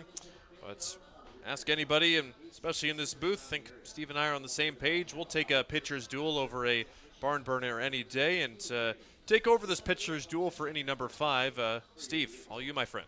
Well, Brock Cross is still in there. You kind of wondered if he would be after the way this game started. The first 3 reached for the Plainsmen. They did not score there. Their only run unearned, and Cross has been able to show a lot of intestinal fortitude to work his way through 4 tough innings. 84 pitches thrown for Brock Cross coming into this as he'll face Ortega, Alexander, and Wandler here in inning number 5, as we will hear from owner general manager Scott Galusha, as baseball is a funny game. Brock Cross, you like the way he has battled through it when he maybe hasn't had his A stuff. Meanwhile, Sodbusters struggling mightily against Ben Reinker, but through 4 innings, it's a 1-1 deadlock, and I think you take that the way this game's gone. Well, Trevor just dropped me off some chicken, so thanks, Trevor. But I told Trevor just a couple minutes ago, I said this could be 5 or 6-0 very easily. And so we did a nice job at competing, even though it's not quite going our way right now. And it was nice to see a nice, manufactured run, scored a run with the ground ball, did his job with the guy on third base. So those are good things, and thankful we're in the game. With the scoreboard looks pretty ugly for the Sodbusters, but an opportunity, and hats off to Brock for just competing out there. And we were kind of joking off air that, okay, will the Sodbusters get as many hits as runs? Well, they're a third of, or as many as errors, and they're a third of the way there with the 1 hit. Well, we just made it's contagious too sometimes, and so it's a bummer. But hey, I'm really happy where we're at here as we get to the top of the 5th, middle part of the game. And Marcus Miller is first out of the pen, so you know what you're going to get from Marcus. Lucasi, a headlong dive, and ladies and gentlemen, he missed one, but that was in foul territory, so it didn't matter, but Kazi seemed to have gotten everything. How about the defensive play he made to end the first inning when that was going to be multiple runs, and he went clear back to near the fence, and did Kazi get a little bit dinged? Yeah, he's got a little hitch in his giddy up, so he's going to try to go, it looks like, but on that was first of all, he got a great jump. If you watch, I'm sure you guys watched the replay because I watched it right away. It all starts with that first step. Yep. His drop step was beautiful, and I thought he had it about 10 steps from the end of that play. I thought he had it because he kind of started cruising a little bit, and that ball carried pretty well for being into the wind. But that was a nice play and a big play to keep a big number off the board. As he has done that a few times here during this series. The pitch just misses. It's a walk to lead off the 5th. Cross nearing the end of his day. He had thrown 84 pitches. You're allowed to pitch up to 110 to start a batter. You can start an inning at 100, and here comes Josh Printer. This may do it for Brock Cross with the left-hander getting ready to come in, Marcus Miller. And Brock, he didn't have his A stuff today, but we mentioned the fact that it didn't seem to faze him in terms of his approach. He reminded me a heck of a lot of Sodbuster pitcher Austin Raines, who just went out there and competed, even though maybe it wasn't the best we've seen him pitch. And that'll take him a long way. And it's nice to have Marcus back here. What a nice transformation, or a change, a difficult change that we're going to see. Completely different approach, and obviously righty-lefty, but we don't often see Marcus out of the pen, but thought it was a nice change of pace today to have him get the second look at guys instead of the first. So, again. And that's what I was going to ask. He always starts. How much different is it for Marcus Miller to come out of the pen? Does that throw off your mojo when you're used to starting? I don't think so, because he was prepared. We made that decision late today. And there's a couple factors for it that we don't need to necessarily get into, but Marcus went through his pre-game routine, so he knew he was going to go, and we changed the rotation at about 3:30, so he had plenty of time to understand what was going on, and he went through his whole routine out there. I believe he started that I think he might have started that in the second inning maybe that he was working. So.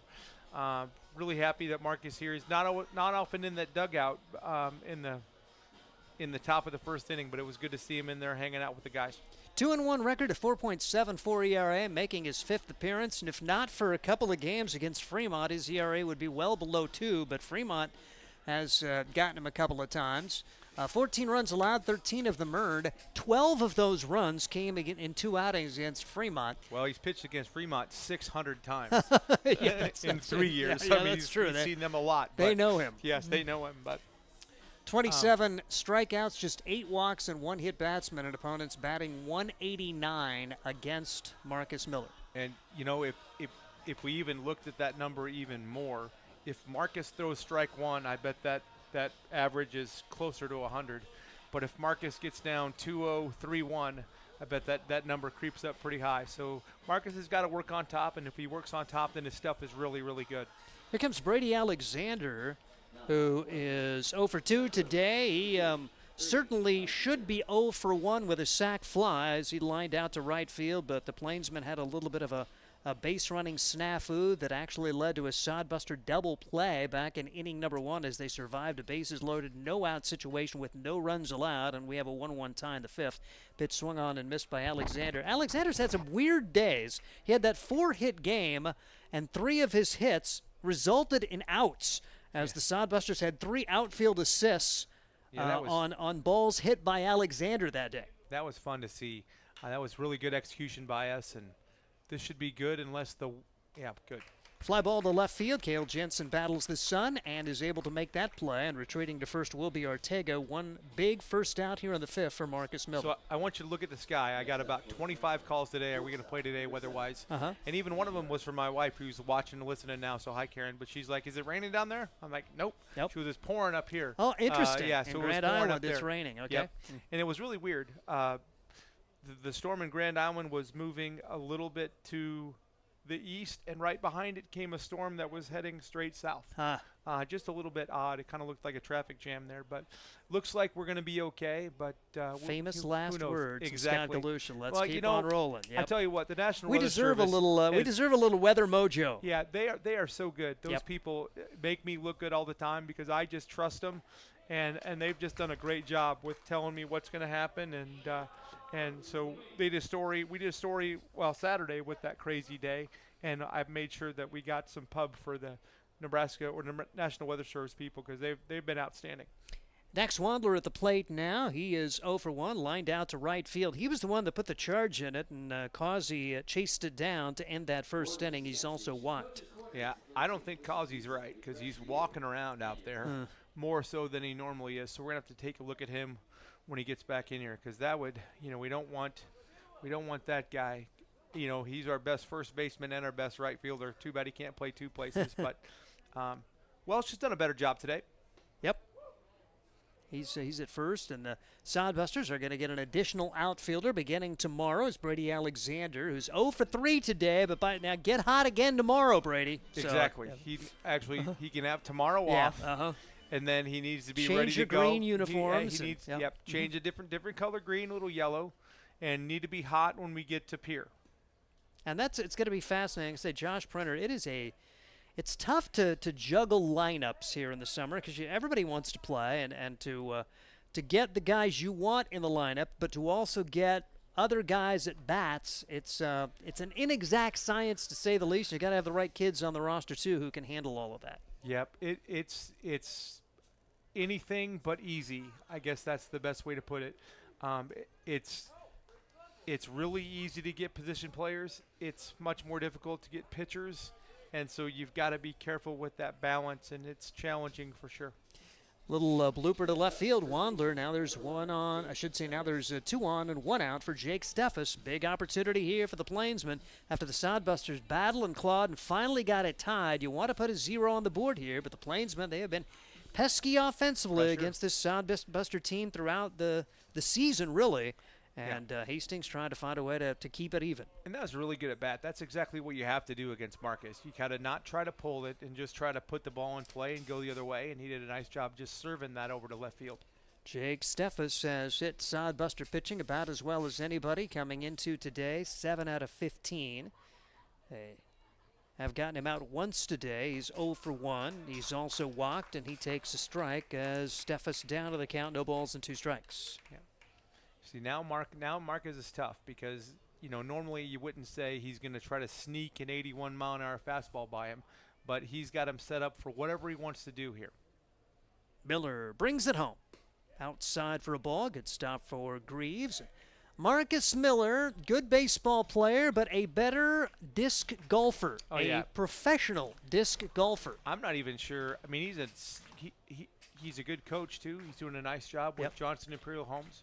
Matter of fact, I talked to him a little bit today. I said, hey, sometime down the road, I'd like you to help out our pitchers. And he kind of just nodded at me and smiled. But there you go. There's the 81-mile-an-hour fastball. And blew it by him. And blew it by him. Yep. Absolutely. And that's the difference. When Marcus gets ahead, they know he'll throw any pitch at any time in any location, and he's just very, very difficult to handle when he gets ahead.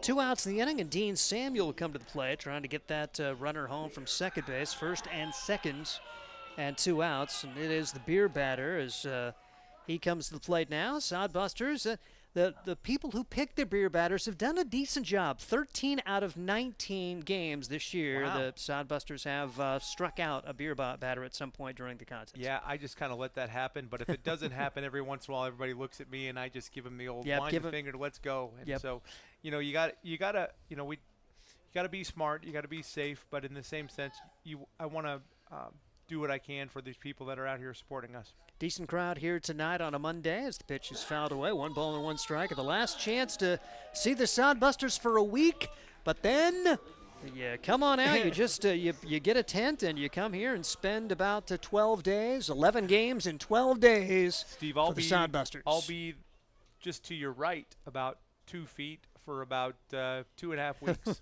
Yep. So I may or may not go home. I haven't decided yet. Yep. Well, bring the dog, and you got the cage there. And he hasn't been here for like a week, but my wife was busy, or my wife wasn't busy, so Hank had walking with mom duty tonight, all right. Which is good. Yep.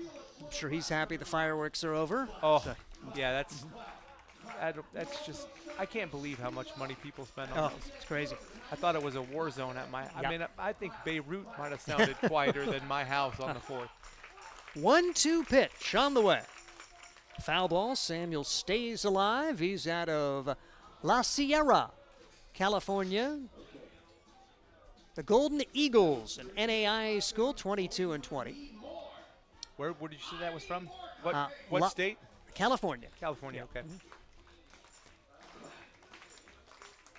And hit .419 in the spring for that team. .271 for the summer here. Impressive. Both numbers are good.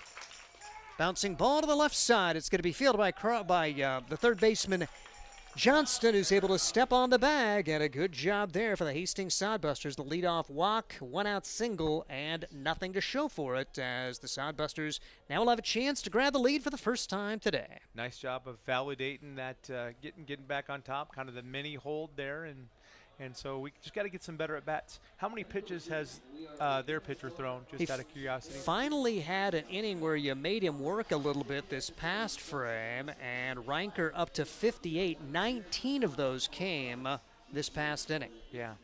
So, yeah, we're going to have to work hard to get him out of here, especially with them, with this being their last game. So there's no, he's going to go. He's going to go as long as he can go. But I think we all know that we know what that limit is tonight. Yeah. So hopefully we won't have that that problem. That was it all worked out just fine.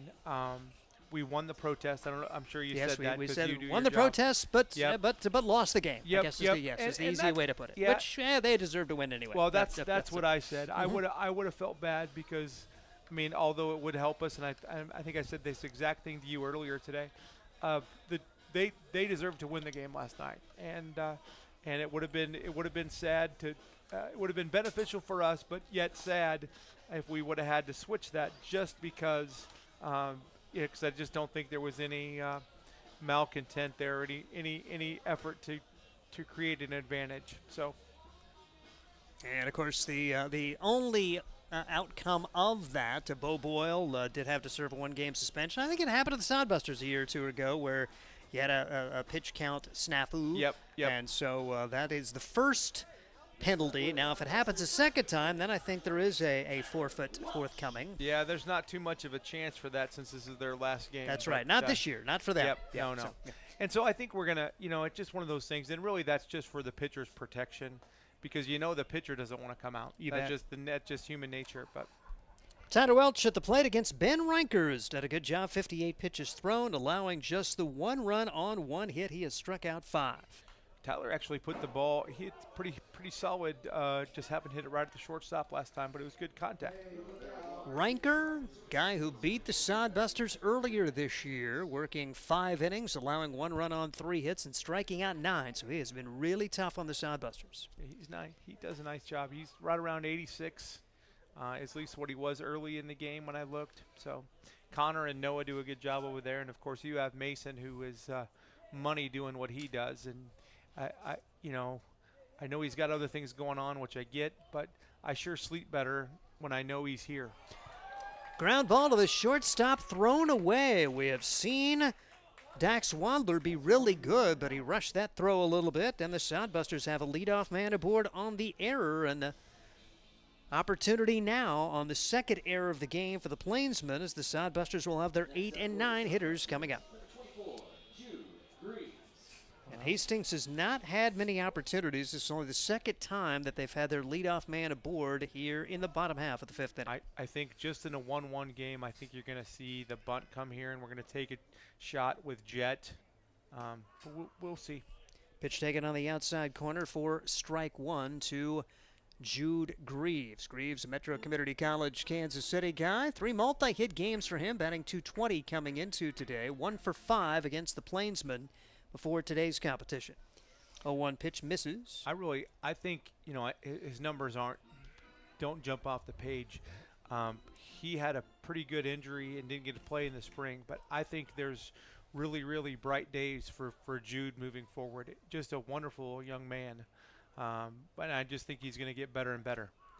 1-1 pitch on the outside corner for strike 2, 1 and 2. Always try to get 2 guys in the same school, so there's a little more comfort level. And, of course, the other guy is our local product, Chase Phillips, out of Aurora. And so those 2 guys coming from Metro Community College. And me being coming from McCook from here, I saw the MCC, and I kept trying to make that be in a McCook Community College logo, but Metro Community College, even with the same blue and black color combo. And I'm sure you did a lot of Aurora games, so you probably said the name Chase Phillips plenty of times, haven't you? Yep. Unfortunately, they did not have high school baseball when he was there. It would have been great to see him have a chance to be a Husky. He was, of course, a good basketball player, football player at Aurora. Just good athlete all around. Mm-hmm. Yep.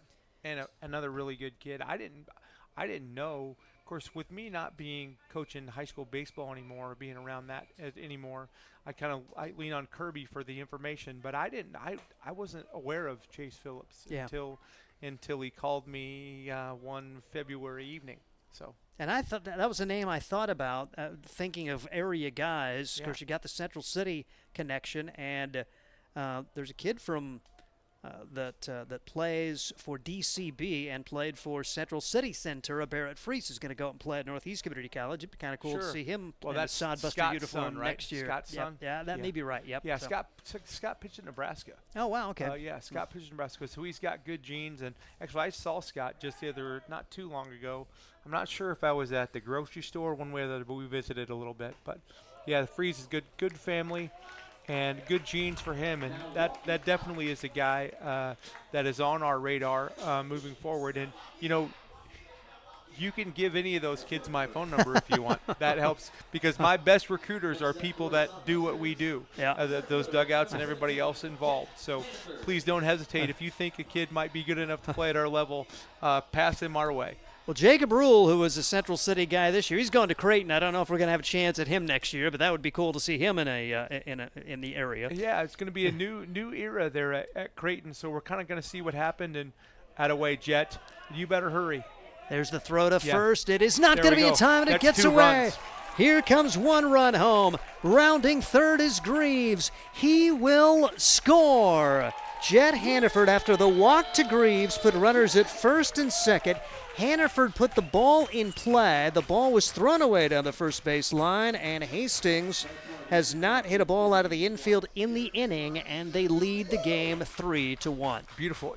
That was a good bunt, not a great bunt, but it was right between the two players, so nobody knew for sure who was supposed to take it, and neither one of them should have thrown it. If somebody other than Jet's not running, maybe you can get an out there. But I think with Jet running there, I don't think you're going to get him anyway. Right. But you better know who's running when you're in the box. And so now the top of the order coming up, and the Hastings Sodbusters now maybe a chance to put some distance between themselves and the Plainsmen. It's officially scored. You think infield single and error, but we'll see how it. I was just going to ask you. And Andy's thinking. We've not seen it come through on the game changer as of yet. But back to the top of the order, Lorera trying to keep the pressure on with a runner at second base and nobody out. There's a couple of errors in this frame, opening the door for the Sodbusters. Lorera takes high for ball one. Hey, my wife said, Scott, you sound crappy. Steve, you sound great. But there are a bunch of shadows that make the broadcast difficult. So, Mason, can you work on Mother Nature a little bit for us and figure out those shadows? But hey, I'm glad you're listening, Karen. Thank you. They're going to say straight error all the way. At this point, they do not give Hannaford a hit. Here's the pitch. Inside, and it hit him. And Loera, that is... Looks like it's right on the hip. Yeah, that stings. And hopefully Christian Loera is okay. The first 4 reach for the Hastings Sodbusters. And like I say, Reinker deserves a little better as he's thrown pretty well. An error, a walk, an error, and now a hit batsman. And Loera trying to get to his feet here for the Hastings Sodbusters as he took one. It's like right above the hip, right on the hip, I think. And he is up and now running down to first. Yeah, so that's good news. That's a Josh Printer kid. He ain't coming out without a stretcher. So I know it hurts, and I knew all that, but I also was pretty confident that he was going to hop up and truck on down there.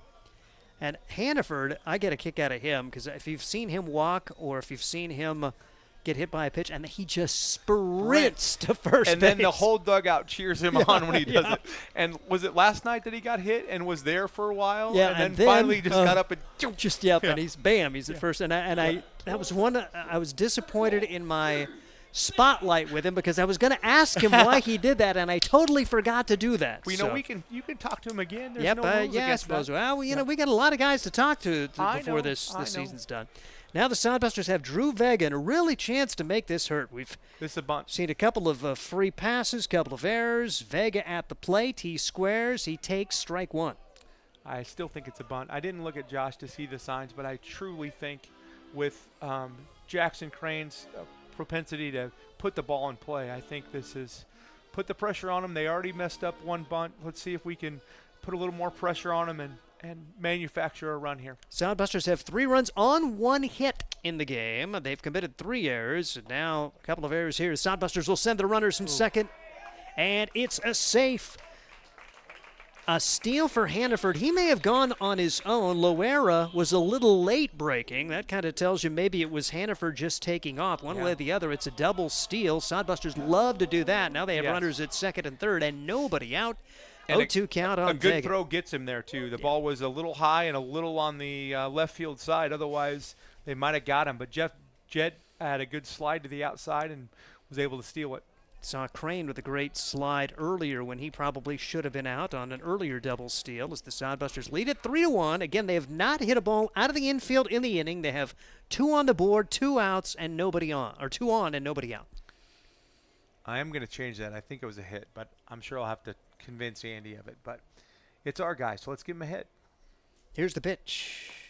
Outside for a ball, and certainly the toughest inning for Ben Riker, who rolled through the first 3 innings. The 4th inning, a hit batsman, got a stolen base, a single, and a ground out to score their first run. And here in the 5th, the wheels have come off so far, but the Sodbusters still do not officially have a hit at this point. Pitch taken inside by Vega. Vega leads the team in being hit by a pitch. That almost plunked him. Well, Yep. he tried. Yep. He tried to not make it obvious that he was jumping at the ball, but he definitely was attempting to take that one off the front elbow. 3-2 now on Drew Vega with Jackson Crane waiting on deck. I'd like to see him go right back up the middle here. 3-2 pitch. Called strike 3. Vega could not pull the trigger on that one. A big first out for the Plainsmen, and Jackson Crane will try to bring home a run or 2. That's kind of been our bugaboo lately. Too many of those, I think that was a strike, but if it was a strike or not, it was surely too close to take. And you got to understand that job, you just got to try to figure out how to move it a little bit.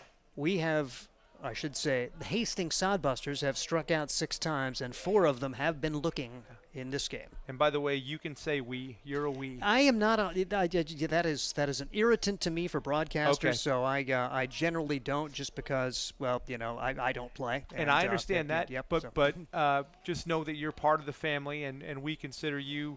And I get your professional look of it, but to me, you're 100% a we. Oh, we got a French, meaning bulldogging. Yeah, there you go. Oui, oui.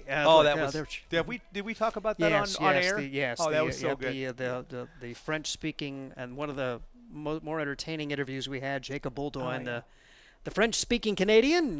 Need to see folks coming from all over. Crane swings at one of the zone here. Big chance here. Sodbusters don't want to squander this. You had 2 on, 2 home, and nobody out, and now there's 1 out and a 1-2 count, and Crane really fooled by Riker now. Put it in play and see what happens. Riker trying to come up with back-to-back strikeouts of the 2 and 3 hitters in the batting order. Puts it low and in the turf. It bounces away. Sodbuster's going to try to score. Safe! The speed of Jed Hannaford does it again. Great effort for Farnham, who tried to dive.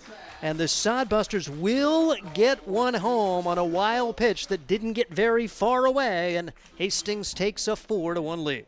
Yeah, that was just great anticipation and a bang play at home. But I like the aggressiveness. So now runner at third and only 1 man out. Jackson Crane at the plate, a 2-ball, 2-strike count. Again, Hastings 3 on the board. They have no hits. Been 2 errors, a walk, a hit batsman, a stolen base, and now a wild pitch scores a run. Hey, Steve, have we recognized a Mason mistake yet this year? You mean our producer? I do Yes. not see. He does a great job. He does. Yep. However, one of my fans are watching, and they just text me and said, could you have Mason change the score? He had the score backwards. Had 3-1. Interesting. Plainsmen. Okay, well, So, this is why I give the score all the time. So people are listening. They're all green. So, hey, that's okay. That just means that Mason is human. Yep. You guys, if you haven't met Mason, he's an outstanding young man and incredibly talented at what he does. When we're lucky to have him, he does this for Nebraska. He does this for Fox Sports, CBS Sports.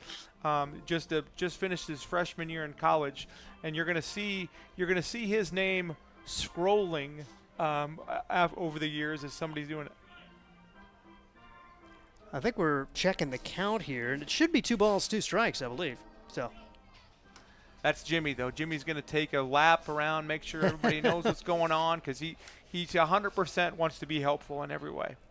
Infield is in for the Plainsmen. 4-1, Sodbusters on top, and a pitch swung on and missed That wild pitch earlier looking even larger because now there's 2 outs and a runner at third base. Cale Jensen tried to salvage the inning with the first official hit to bring home a 5th run. And that was a good pitch. That pitch just rode up and in on him. It was a good pitch, and you know how those pitches that are up, they look so good to those hitters, but it's almost impossible to get on top of those. And here is Cale Jensen. He's been aboard twice, had a pretty good swing here, a walk and a single so far for him. And this Ranker, I mean, I think the Sodbusters are set pretty good for pitching moving forward, but watching Ben Ranker throw a couple of times, he looks like he can pitch some more in this league if he wants to. Well, I will visit with Bo and see. I asked him if there was any pitchers that wanted to stick around. The first answer was no, but as you might know, I don't take no for an answer very, very well, unless it's from Karen, in which case, well, maybe not so much. She's probably told me no on shoes a few times, and I still keep adding, but I could do worse. 0-2 pitch is up high, 1 ball and 2 strikes. Ranker out of Montana as he plays up at Dawson Community College, the Bucks. This is where I think Cale has got better. In years past, he would still take the same swing, but I think here, again, a good, simple swing. Didn't get rewarded for it, but a very good swing and not try to do too much. So that was impressive by Cale. Scott, thanks for coming by. You bet. 3 runs, no hits. Yep, that's good. I left you in good shape. Yes, so good job. I we'll expect take that. to keep going. I got to say hi to a few people. I think my mom and dad are probably watching. Cal is probably watching. He loves the Sodbusters. Got a friend, Barry, in Lincoln that I hope is watching. And so, of course, family and friends, everybody. So thanks for watching and supporting what we do, and I appreciate it. Thank you. Scott Galusha, Sodbusters lead at 4-1. We'll be back with the 6th inning after this on Sodbuster Baseball. All right, let's just go 1/32 here. Just one ad. There's nothing like relaxing on a summer day. Nothing like taking in a Hastings Sodbuster baseball game. And there's nothing like an ice-cold Pepsi to make the day perfect.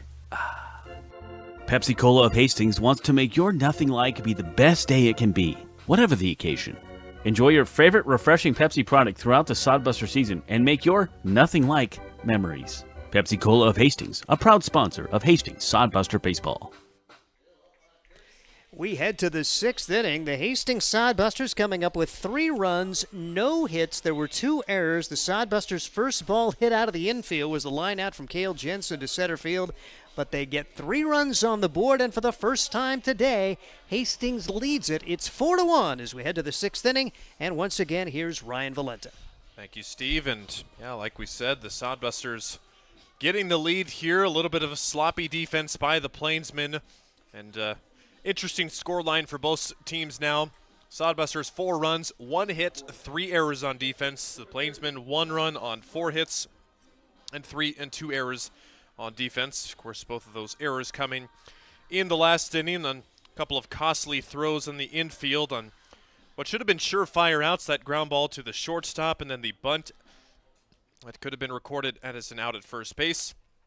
Not to be. It's Marcus Miller back on the bump in the 6th inning. He will go for his first full inning of work. He came on with after the first batter of the 5th inning. And he will be tasked with getting 8, 9, and 1. Thomas Farnham the first up. After the foul ball first pitch, he takes strike 2, quickly 0-2. Thomas Farnham, his 2nd and final game as a Plainsman. He came on as kind of a late emergency catcher for the Plainsmen.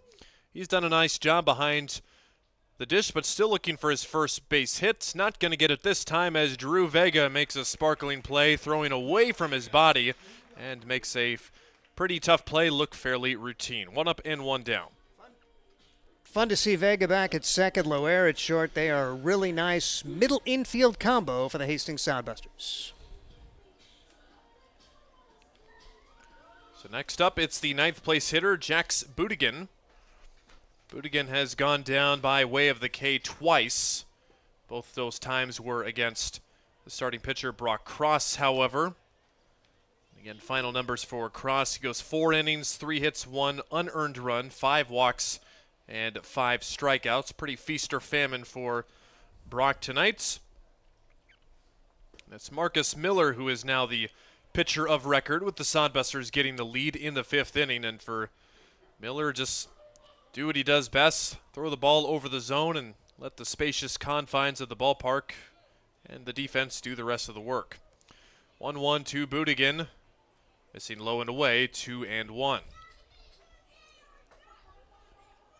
The Sodbusters have once again, for the moment, come from behind, albeit just a 1-run deficit, which was early in the game. They've scored the last 4. Miller with the 2-1. Shaves off the outside corner for strike 2.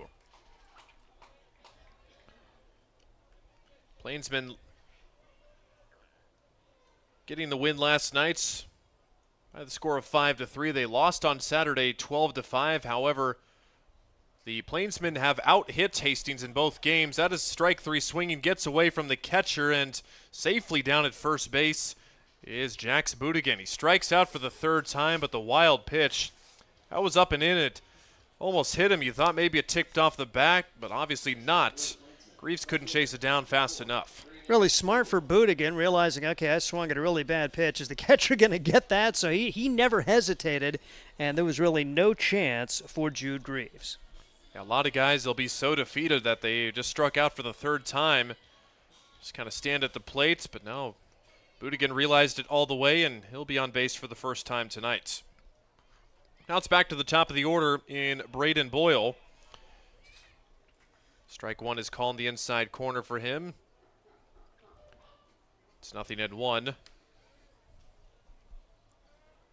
The head coach, Bo Boyle, not able to coach in tonight's game due to the pitch count mismanagement. Taking in the game tonight from the press box right next to us. Actually, Steve, when you and Scott were talking about him, and ran into a gentleman at the concession stand who's the Boyles' father. And they made the trip down from California, and they've been watching their family in their final season here, and mom and a couple of the younger kids too.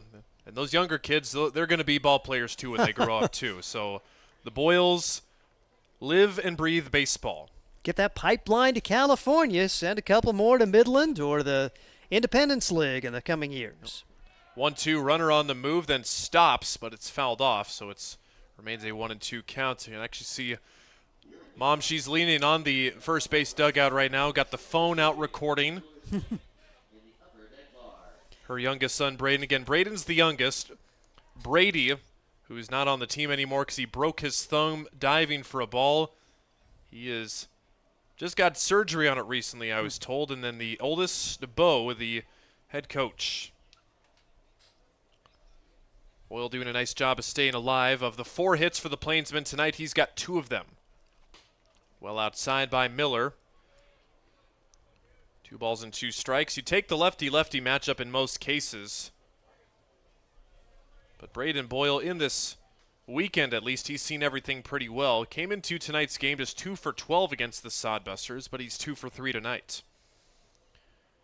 Budigan still at first with the lefty on the mound, and there he goes. Pitch is called a ball. Throw down to second is bobbled. I think Budigan had it stolen anyways. He's at second base as he swipes it. Yeah, the only chance for Lara was to pick it cleanly on the short hop, and he did not. And like you said, I don't think the tag was going to be applied in time anyway. And a rare stolen base for the Plainsmen, just their 6th of the summer. And that's the 2nd for Budigan. And no player had more than 1 stolen base until right now on the team coming into tonight. Now it's a payoff pitch.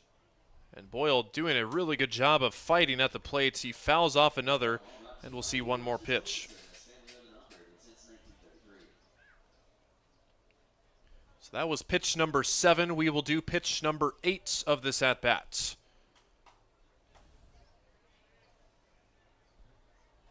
Boyle bidding for a 3-hit game. He's already got the multi-hit game here in the final game of the season. The 3-2. Called strike 3 in the inside corner. Boyle caught looking, and he's down on strike. Second punch out for Marcus Miller. Really good pitch. Really nice call for Jim Langman. I don't think there's any argument for Boyle either, as he just could not pull the trigger on that one. Would have tied him up if he would have tried to swing at it where it was. Our flight scope agrees 100% as well. That was a strike all the way. Ivan Gomez will now bat with 2 outs and a runner still in scoring position. Get me over breaking ball finds the plates for a 0-1 count. Gomez has put it on the ground to the left side of the infield 3 times. He's reached on an error twice and grounded into a fielder's choice. Breaking ball, that will find the outfield down the line. It's fair just inside the corner. A run will come around to score. This gets all the way to the left field wall. Digging around second, heading for third is Gomez, and the relay will be late. It's a stand-up RBI triple for Ivan Gomez, and that cuts the lead down to 4-2, still in favor of the Sodbusters. Usually you don't think of a triple going deep to left field, but there is so much room out there. Rattles around in foul territory. Really good relay from Cale Jensen to Christian Loera. They made it closer than I thought they were, but Gomez scoots on in, and Budigan able to score the second run of the game for the Plainsmen as they get one back after the Sodbusters had scored 3 in the 5th. For the Plainsmen, that's just their 3rd triple this summer. Brady Alexander and Brody Boyle had the only other 2 triples on the team in 17 games. So Ivan Gomez has his first, and he gets the Plainsmen 1 run closer on the RBI base knock. Like you said, yeah, the triples probably go to left field and not right field. That's an exception right here. Next batter, Chris Ortega, 1 ball and 1 strike to him as he fouls off the second pitch. Ortega 1 for 1. He has singled and been walked twice. Ortega out of Fresno, California, one of the Midland seniors, hit .273 with 23 ribbies for the Warriors this spring. Leads the team with 4 doubles this summer and 11 runs driven in. Pitch downstairs, 2 balls and 1 strike. That was number 38 for Marcus Miller. The bullpen remains quiet.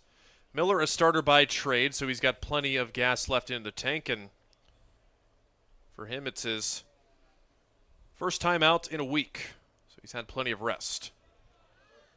And his ball 3 downstairs, 3-1. So Ortega in the head in the count now. Ortega does represent the tying run, but we are still in the 6th inning. And the Plainsmen, their only satisfaction in winning tonight is the thrill of victory. That one is smoked, but foul. And Ivan Gomez gives him a look like, hey, I'm standing here.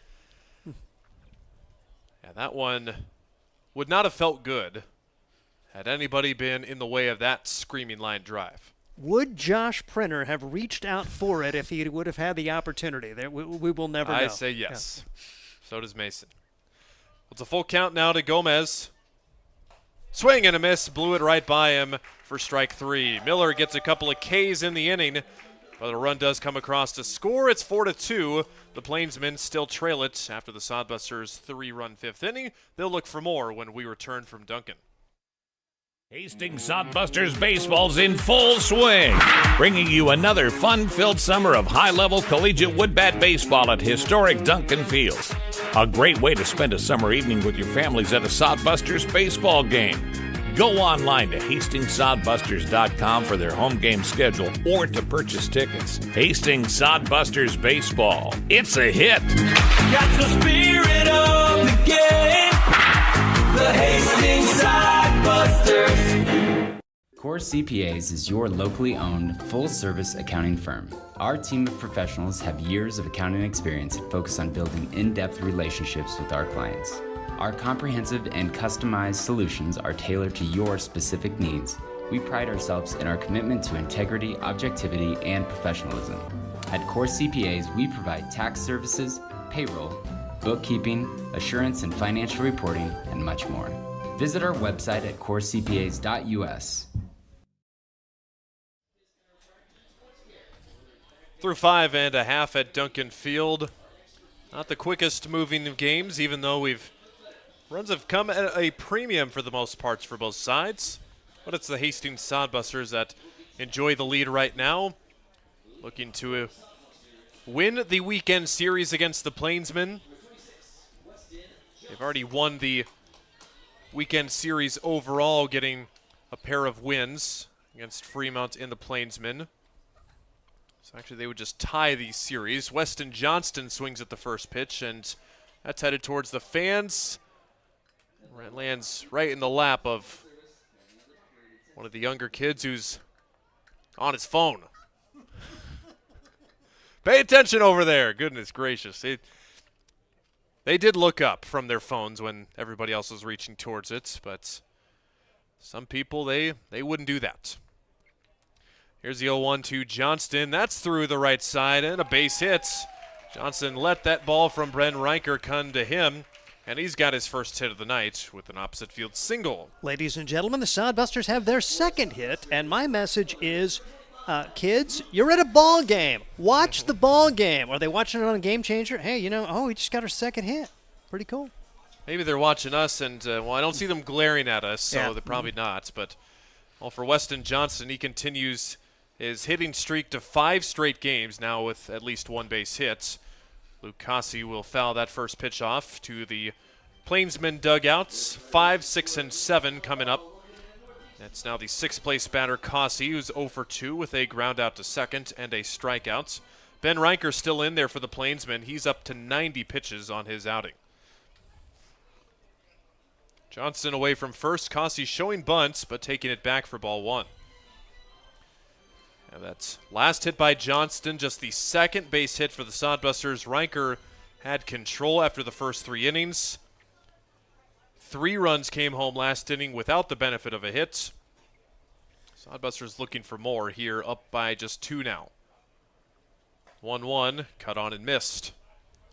Cossey not pleased with himself for missing that baseball, and don't like to pick on players as much, but stat sheet shows that these strikeouts have been piling up for Luke Cossey. He is probably just a little bit more than he would have liked. He's got the power, but seems like it's been the elevated pitches that have given him the most trouble.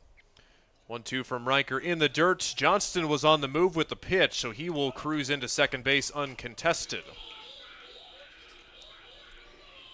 Cossey has not let struggles at the plate affect him in the field, though. My goodness, this weekend has been elite-level right field play for Luke Cossey.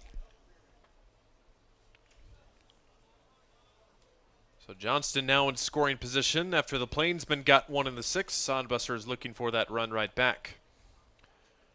The stretch and the delivery got him swinging. There's another elevated fastball there, and that is the second time Cossey has been struck out in the first out of the 6th. Unable to advance the runner there, although the stolen base does put him in scoring position with just 1 man out. Welch up there, and if you're the shortstop, be ready. Both of the balls hit have come to Dax Wandler. That's the 8th strikeout for Sodbuster hitters tonight, which continues an unfortunate trend of 7. Well, it's now 8 of their last 9 games where they've struck out at least 8 times in a ball game. Still plenty of game left to go. Tyler Welsh, as Steve just mentioned, has grounded to the shortstop twice with 1 out. He lines that one down the left field line, hooking towards the line. That is fair inside. Extra bases for Tyler Welsh. Johnston comes home to score easily. And how about Mr. Tyler Welsh? He doesn't hit it often, but when he does, it's a double.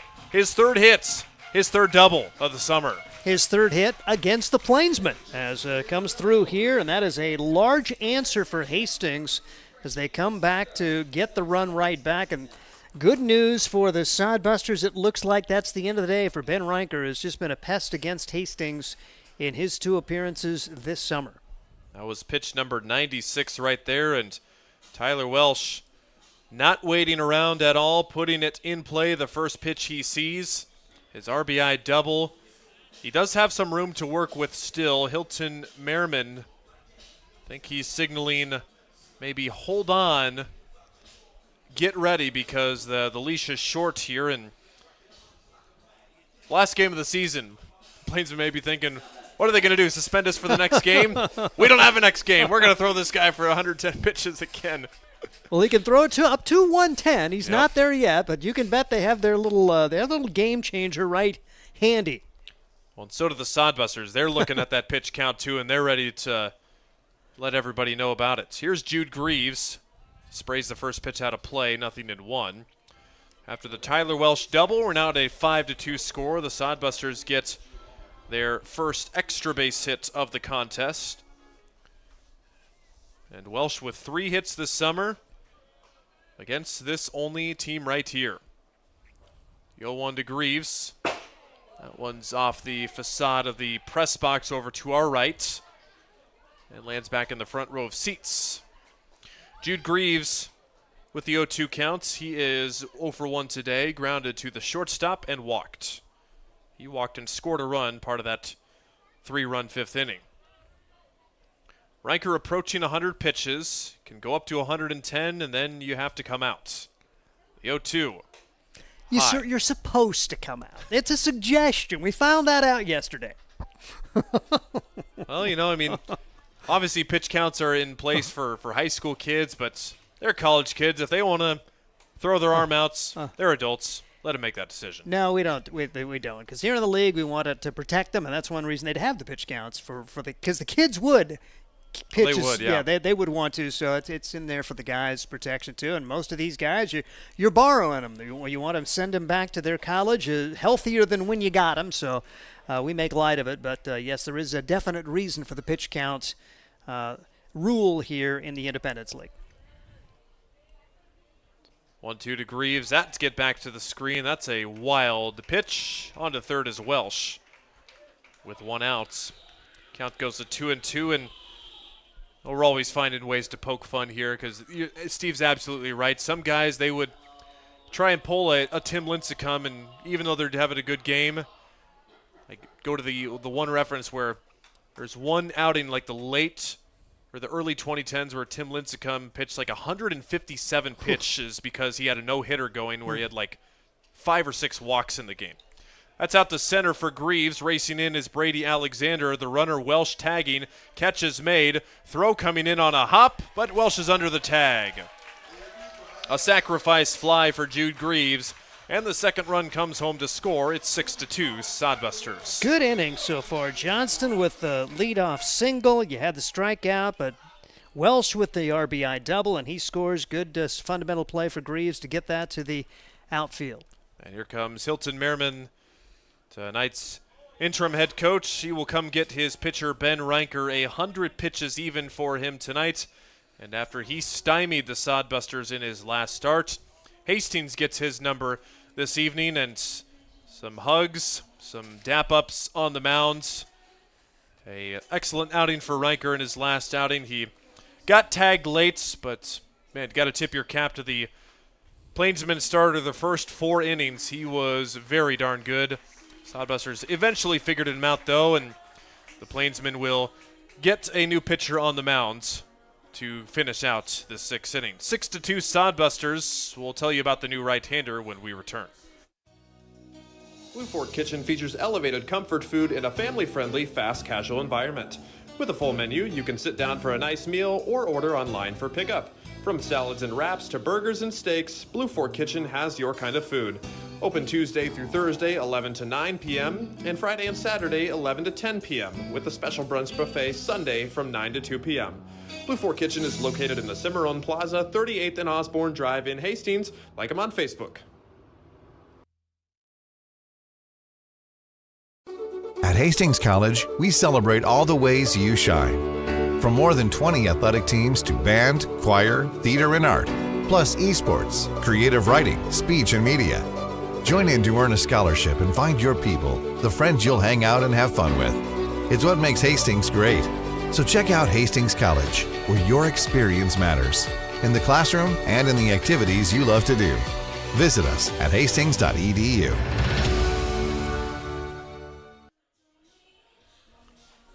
New arm on the mound for the Plainsmen as they dip into the bullpen for the first time tonight. Ben Reinker's day is done after 5 2/3 innings. Only gave up 3 hits, but the 6 runs. He'll be the losing pitcher of record unless the Plainsmen can come back in this one. This is Brecken Mason taking the mound, a sophomore at Midland, an Aurora, Utah native. 8 1/3 innings in the spring, a 7.56 ERA for the Warriors. He'll make his 6th appearance this summer, has an ERA of 9.88. Pitched a total of 5 2/3 innings, given up 9 hits, 9 runs, 6 walks, and 5 strikeouts. Coincidentally, his best outing this summer was against the Sodbusters back on Saturday. He pitched a scoreless inning where he didn't allow anything but a hit batsman in that inning of work for him. So it's Jet Hannaford, the first to greet him with the bases empty, and Hannaford, he gets plunked this time. The Sodbusters are getting pummeled to death by these hit batters tonight. There goes Hannaford. You had to wait to have the ball get out of the way from the pitcher, but Jet, like the Major League Baseball player Michael Conforto, he always sprints down to first base on a walk or a hit batsman, and had to have a little hitch in his step right there, but still did it. Yeah, you love the energy of Jet Hannaford, and of course he was right in the middle of that 3-run 5th inning, reaching on an error and stealing a base, scoring on a wild pitch that only got about 7 feet from home plate. See if Hannaford is on the move here at all this at-bat with Christian Loera at the dish. He got hit by a pitch back in the 5th, and that one hurt. He was on the ground for an extended length of time before he was able to finally walk it off and continue the game, so he'll have a nice bruise for the rest of the weekend, or the rest of the week, rather.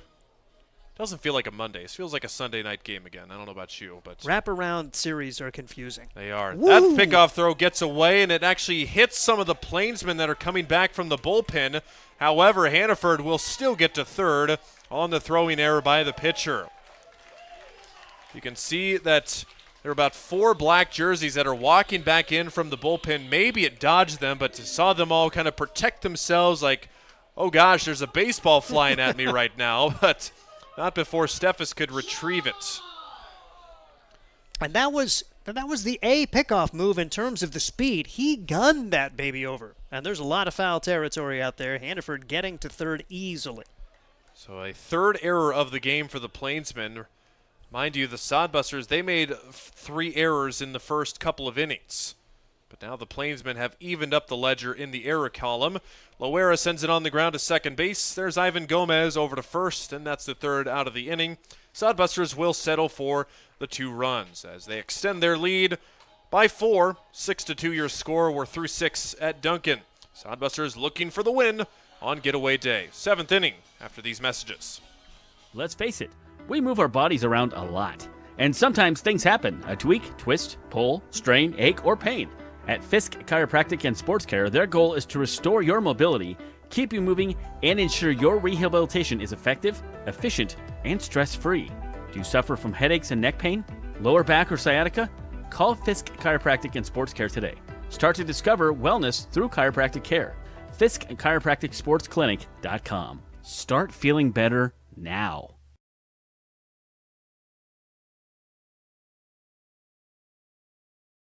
There's nothing like relaxing on a summer day. Nothing like taking in a Hastings Sodbuster baseball game. And there's nothing like an ice-cold Pepsi to make the day perfect. Pepsi Cola of Hastings wants to make your nothing like be the best day it can be, whatever the occasion. Enjoy your favorite refreshing Pepsi product throughout the Sodbuster season and make your nothing like memories. Pepsi Cola of Hastings, a proud sponsor of Hastings Sodbuster Baseball. 6 complete, 6-2. The Sodbusters are in front, and it's been kind of a theme. The Plainsmen have either struck for 4 or 5 runs in every game so far this season. The Plainsmen a little bit lower on that number here tonight. Sodbusters enjoying a decent night on offense. After the couple of miscues in the 5th, they added on 2 more in the 6th. Marcus Miller back out for inning number 7. Let's call it opportunistic. I think if you tell Josh Printer that your team's got 3 hits through 6 innings, he may not be terribly pleased, but finding a way to get 6 runs on those 3 hits, you'll certainly take that. Sodbusters trailed for most of the game, first 3 innings rather, then they tied it up in the 4th, took the lead in the 5th. Plainsmen got one back in the 6th. Sodbusters adding some insurance with 2 runs in the 6th. Middle of the order for the Plainsmen. Brady Alexander sends it on the ground. Loera, backhand sliding stop. Bounce throw to first. Not in time. Bang, bang play at first, but Brady Alexander just beats out the wrap at first base for an infield single. Jude Greaves hustling down as the catcher. He had a pretty good look at it, and he, of course, he may be biased, but he thought it was safe. Really good job for Welch to hold the bag there, and about all Christian Loera could do against the speedy Brady Alexander. So Alexander now with a hit in all 3 games this weekend. 4 for 4 on Saturday, 2 for 5 last night, and he's now 1 for 4 tonight. Here's Dax Wandler, the Canadian left-hander. Watches ball 1 go by. Lefty on lefty matchup with Marcus Miller still out there. Gave up a run in the 6th, but still enjoys a 4-run lead. 3 more innings to work with for both sides before we call this one quits. Tyler Welsh fields it at first, throws to second, on back to first, but not in time. Miller got over there to cover, but the speedy Wandler beats out the throw at first base. Fielder's choice ground out as Alexander is retired. Really good job for Welch. When he first spun, I thought, get the out, but he did a good job and a nice turn there, and good job for Miller to hustle over and actually stretched out to try to get the double play. Whoever says pitchers aren't athletes, Marcus Miller provides the dissenting opinion in that case. First pitch swinging towards the Plainsman dugout, but it will get in the first row of seats. Unfortunately, avoid the fans. Jake Steffes, a little bit late on the pitch there. He is 0 for 2, a pair of strikeouts, and a walk. Not sure about the other guys on the Plainsmen, but we know that most of their seasons will come to an end tonight, minus Brady Alexander, who stands at first base. That one dribbled off and foul, and Alexander actually retired on the last play. He'll become a Hastings Sodbusters for this upcoming road series and for likely the rest of the season. Miller ahead in the count, 0-2 against Steffes. Katy, Texas native, who comes into today's game leading the team with a .312 average with 15 hits. 0-2. High and away, ball 1. It's an interesting decision to make when you got a guy like Alexander coming in. Do you put him more in the outfield mix? Does that give you more opportunity to put Luke Causey at first? Although it's tough to take Causey out of right field the way he's playing out there. Absolutely. 1 and 2 downstairs. And Alexander primarily a center field for this Plainsman team this summer too, and got so many guys you can put out in center field. Luke Causey, the main candidate, out in right. Could you slide Alexander over to left field, perhaps? Make Cale Jensen a designated hitter? So many questions to be had. That's a line shot, ground ball inside the line. Fair ball, 5-4-3 double play. That ball was hit so hard, Weston Johnston had plenty of time to wing it around the bases, and the twin killer gets the Sodbusters out of the 7th inning. Thought no chance Johnson would be able to have time to get it. I was wrong. Double play, and the Plainsmen turned away. They send the minimum to the plate. It's time to stretch at Duncan Field. Wherever you are at home, take a second and stretch with us. We'll be back with the bottom of the 7th. Blue Fork Kitchen features elevated comfort food in a family-friendly, fast casual environment. With a full menu, you can sit down for a nice meal or order online for pickup. From salads and wraps to burgers and steaks, Blue Fork Kitchen has your kind of food. Open Tuesday through Thursday, 11 to 9 p.m., and Friday and Saturday, 11 to 10 p.m., with a special brunch buffet Sunday from 9 to 2 p.m. Blue Fork Kitchen is located in the Cimarron Plaza, 38th and Osborne Drive in Hastings. Like them on Facebook. Let's face it, we move our bodies around a lot. And sometimes things happen. A tweak, twist, pull, strain, ache, or pain. At Fisk Chiropractic and Sports Care, their goal is to restore your mobility, keep you moving, and ensure your rehabilitation is effective, efficient, and stress-free. Do you suffer from headaches and neck pain, lower back or sciatica? Call Fisk Chiropractic and Sports Care today. Start to discover wellness through chiropractic care. Fisk Chiropractic Sports Clinic.com. Start feeling better now.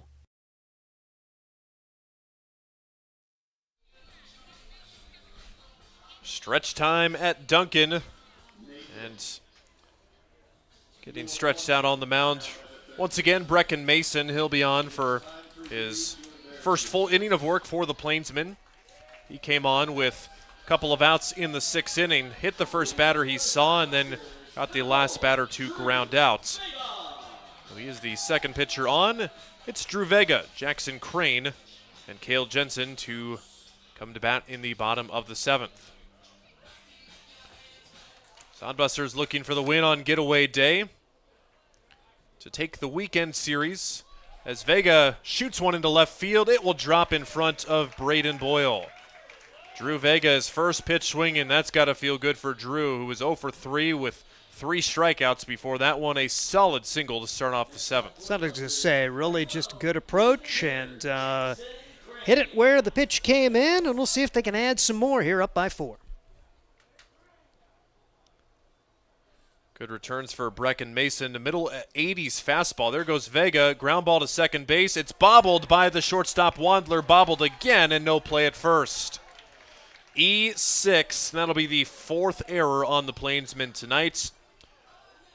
And perhaps the runner on the move, Vega, maybe provided a little bit of confusion or disorientation for the shortstop. Yeah, if you're Wandler, you're thinking, okay, I go to second. No, he's on the move. Do I have time to go to second? Do I go to first? And you didn't make the play there.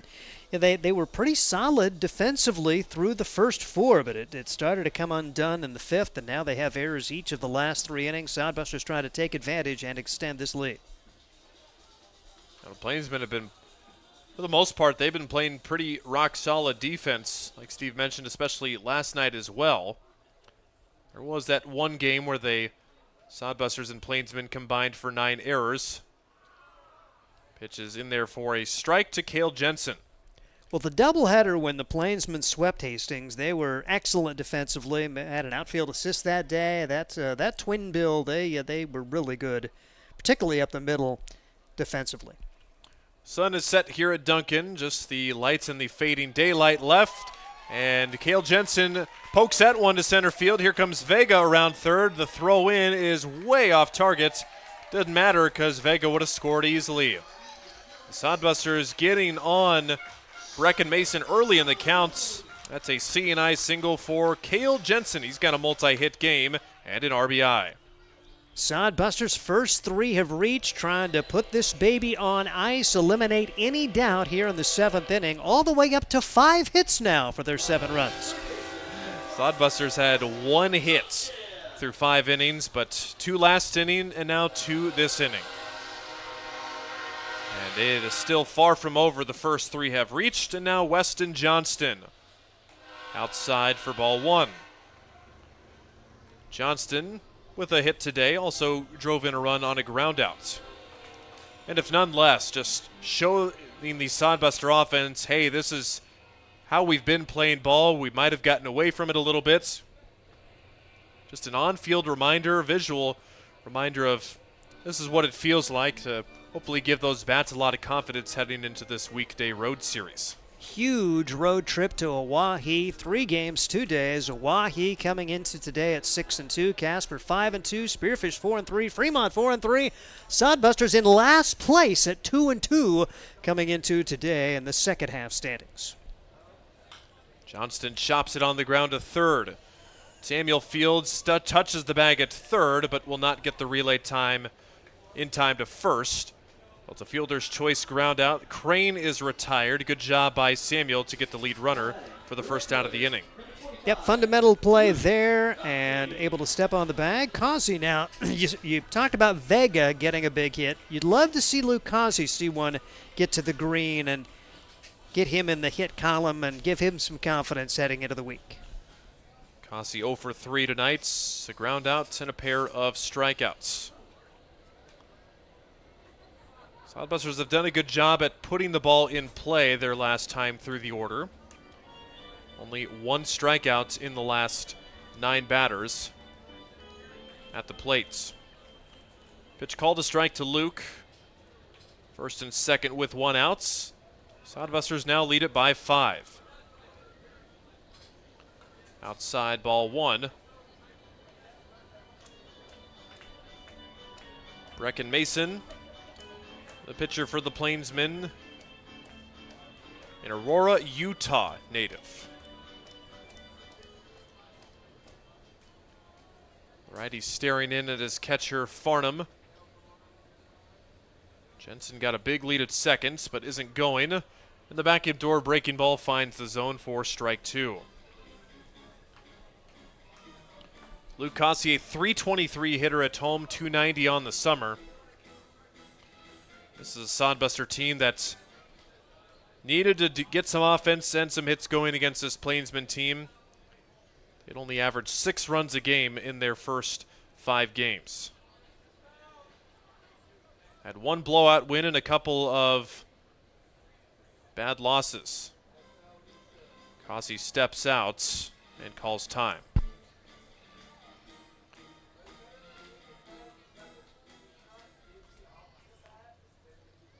Mason finding the pitch on the 1-2. Cossey swings and misses for strike 3. First base is occupied, so he is out, but the runners will move up on the wild pitch. And it looks like might have caught Farnham around the edge of the protective gear. No more injuries to Plainsmen catchers. No kidding. What a rough weekend it's been. Just saw 2 games ago. Brian O'Connell went down with an arm injury, tried to stay in, but then swung the bat, had to leave. His replacement, Easton Mitchell, got hit in the leg, stayed in there, although they actually used a courtesy runner for him, and then they made the call. We need a catcher. Thomas Farnham was healthy for at least 1 game plus, and he's going to gut it out here, hopefully for the final 3 innings of this one.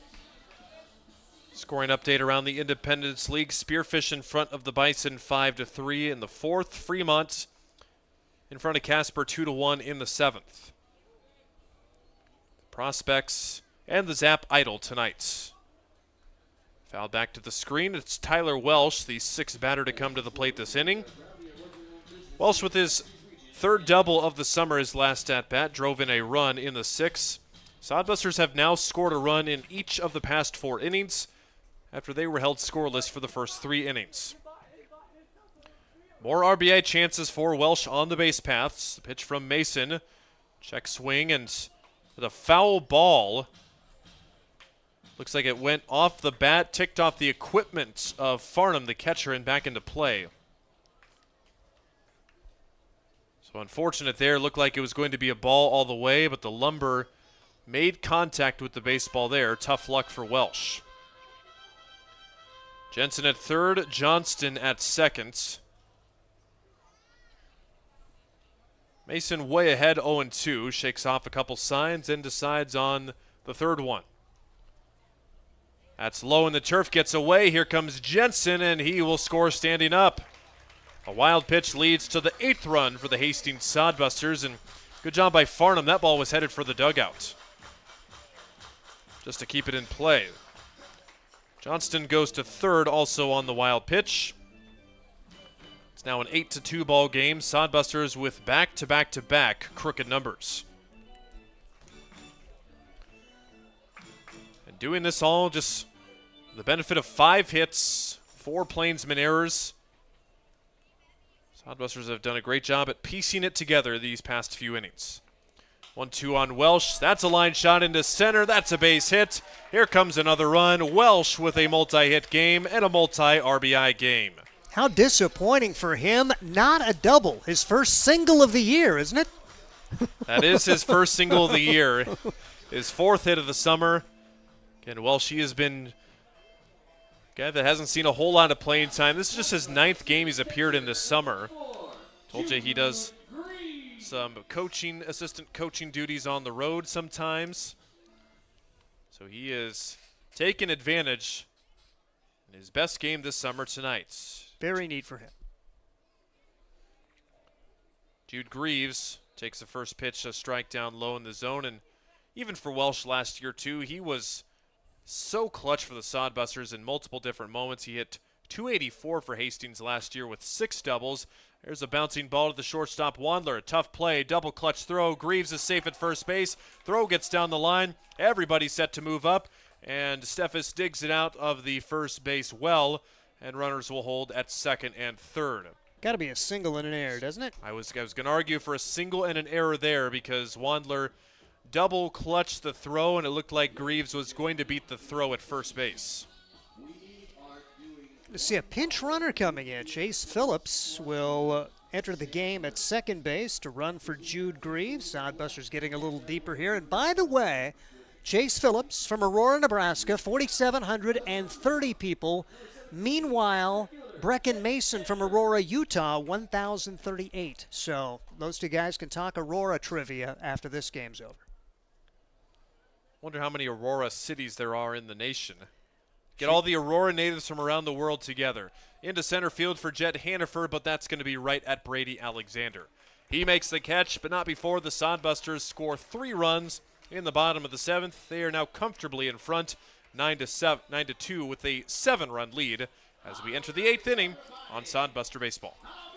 At Hastings College, we celebrate all the ways you shine. From more than 20 athletic teams to band, choir, theater, and art, plus esports, creative writing, speech, and media. Join in to earn a scholarship and find your people, the friends you'll hang out and have fun with. It's what makes Hastings great. So check out Hastings College, where your experience matters, in the classroom and in the activities you love to do. Visit us at hastings.edu. Hastings Sodbusters baseball's in full swing, bringing you another fun-filled summer of high-level collegiate woodbat baseball at historic Duncan Field. A great way to spend a summer evening with your families at a Sodbusters baseball game. Go online to hastingssodbusters.com for their home game schedule or to purchase tickets. Hastings Sodbusters baseball. It's a hit. Got the spirit of the game. The Hastings Sodbusters. We go to the top of the 8th inning. Sodbusters offense has come alive, taken advantage of some sloppy Plainsmen defense, but all looks the same in the scorebook. 9-2 the score. Steve Stein's got you the rest of the way. Marcus Miller back out there. A relief appearance for the Sodbusters. And if all goes according to plan, he will be the winning pitcher coming in for Brock Cross, who worked the first 4 innings of this one. And Miller has been solid in relief. He's gone 3 innings so far, allowing 1 run on 3 hits. He has struck out 4, hasn't walked anyone. And he is going to be battling through the bottom of the order here as Hastings trying to win this series and even the season series against the Plainsmen and have a little bit of spring in their step heading into an off day tomorrow and then a huge series at Oahe. They'll have a single game at Fremont and then enjoy some home cooking, hopefully. 11 games in 12 days beginning Monday, July 14th, ending Friday, July 25th. They'll start and begin with the Nebraska Prospects and then 2 road games to Oahe to end the regular season. Sodbusters trying to find a way to battle for a second half title. It is really anybody out of the 5 teams competing for it here early on. Pitch fouled away. This off the bat of Dean Samuel. No balls and a strike. As he has lined out, he is grounded into a fielder's choice and he has walked 0 for 2. He is the beer batter today, so the Sodbusters unable to retire him via the strikeout so far today, and this will be the last chance for alcohol here as the pitch is taken upstairs. 1 ball and 1 strike on Dean Samuel. Sodbusters trying to get themselves 6 more outs in this one and improve their season mark to 19-14, and an opportunity to go over 500 in the second half, standings at 3-2. Here's the delivery. Pitch taken upstairs, and it's off the glove of the catcher for the Hastings Sodbusters. As Hastings running for Jude Greaves earlier in the contest. Had Chase Phillips in there running for Greaves. As the left-hander brings it home. 2-1 delivery right across for strike 2. 2-2 the count. The Hastings Sodbusters 9 runs, 7 hits in the game. Hastings has committed 3 errors. The Plainsmen 2 runs on 6 hits. They have committed 5 errors. Sodbusters had 3 early errors in this contest and have kind of settled in defensively. Meanwhile, it's kind of fallen apart here for the Plainsmen a bit. As ball bounced, it was fouled off. Took a hop, into the stands, and Jason Frew catches it with the right hand. He's the PA guy. That was a web gem there for Jason Frew, as he gets a moment with Scott Galusha over there on the third base side. 2-2 pitch on the way. This one is just foul to the left side, so it was almost a fair ball over the third base bag, but it will remain 2 balls and 2 strikes. Sodbuster fans hoping for a strikeout here. That's the Sodbusters. That first half season going 16-12, seeing it come undone a little bit down the stretch as they would lose their final 5 of the first half. 2-2 delivery. Tried to check his swing and rung up. Strikeout to Dean Samuel, so the Sodbusters successful in striking out the beer batter for the 14th time in 20 games. Now we'll bring to the plate Thomas Farnham. Farnham, a strikeout, couple of ground outs. He's 0 for 3 in the game. Good to see him gut it out after he got dinged a couple of times behind the plate last half inning. Pitch taken outside for a ball, 1 ball and no strikes. And if I read it right, he's a third. Thomas Farnham the third out of Midland. Arizona guy. 1 ball and no strikes. Went 0 for 3 in his Plainsman debut yesterday. 1-0 delivery on the way. Misses outside. It's 2 balls and no strikes. Miller with 41 pitches thrown coming into this frame. There's no action behind him and would like to finish the game with him. Plenty of gas left in the tank for a guy who's used to being a starting pitcher. Off-speed pitch. Misses there apparently. It's 2 balls. And actually, he did go around on that, and so it's 2-1. Did offer at that one. 2-1 pitch on the way. And this is fouled off to our right. 2-2 the count on Thomas Farnham. Plainsmen closing out their summer campaign with 18 contests and 20 games. You got the Bison, the other travel team that was put together by the league. They're just getting rolling, playing their 5th contest. They'll play about 2 or 3 more weeks down the stretch to help the regular Independence League teams fill their home schedule. 2-2 pitch and a swing and a miss. So back-to-back strikeouts to open the 8th inning, and Jax Budigan come to the plate for the Plainsmen.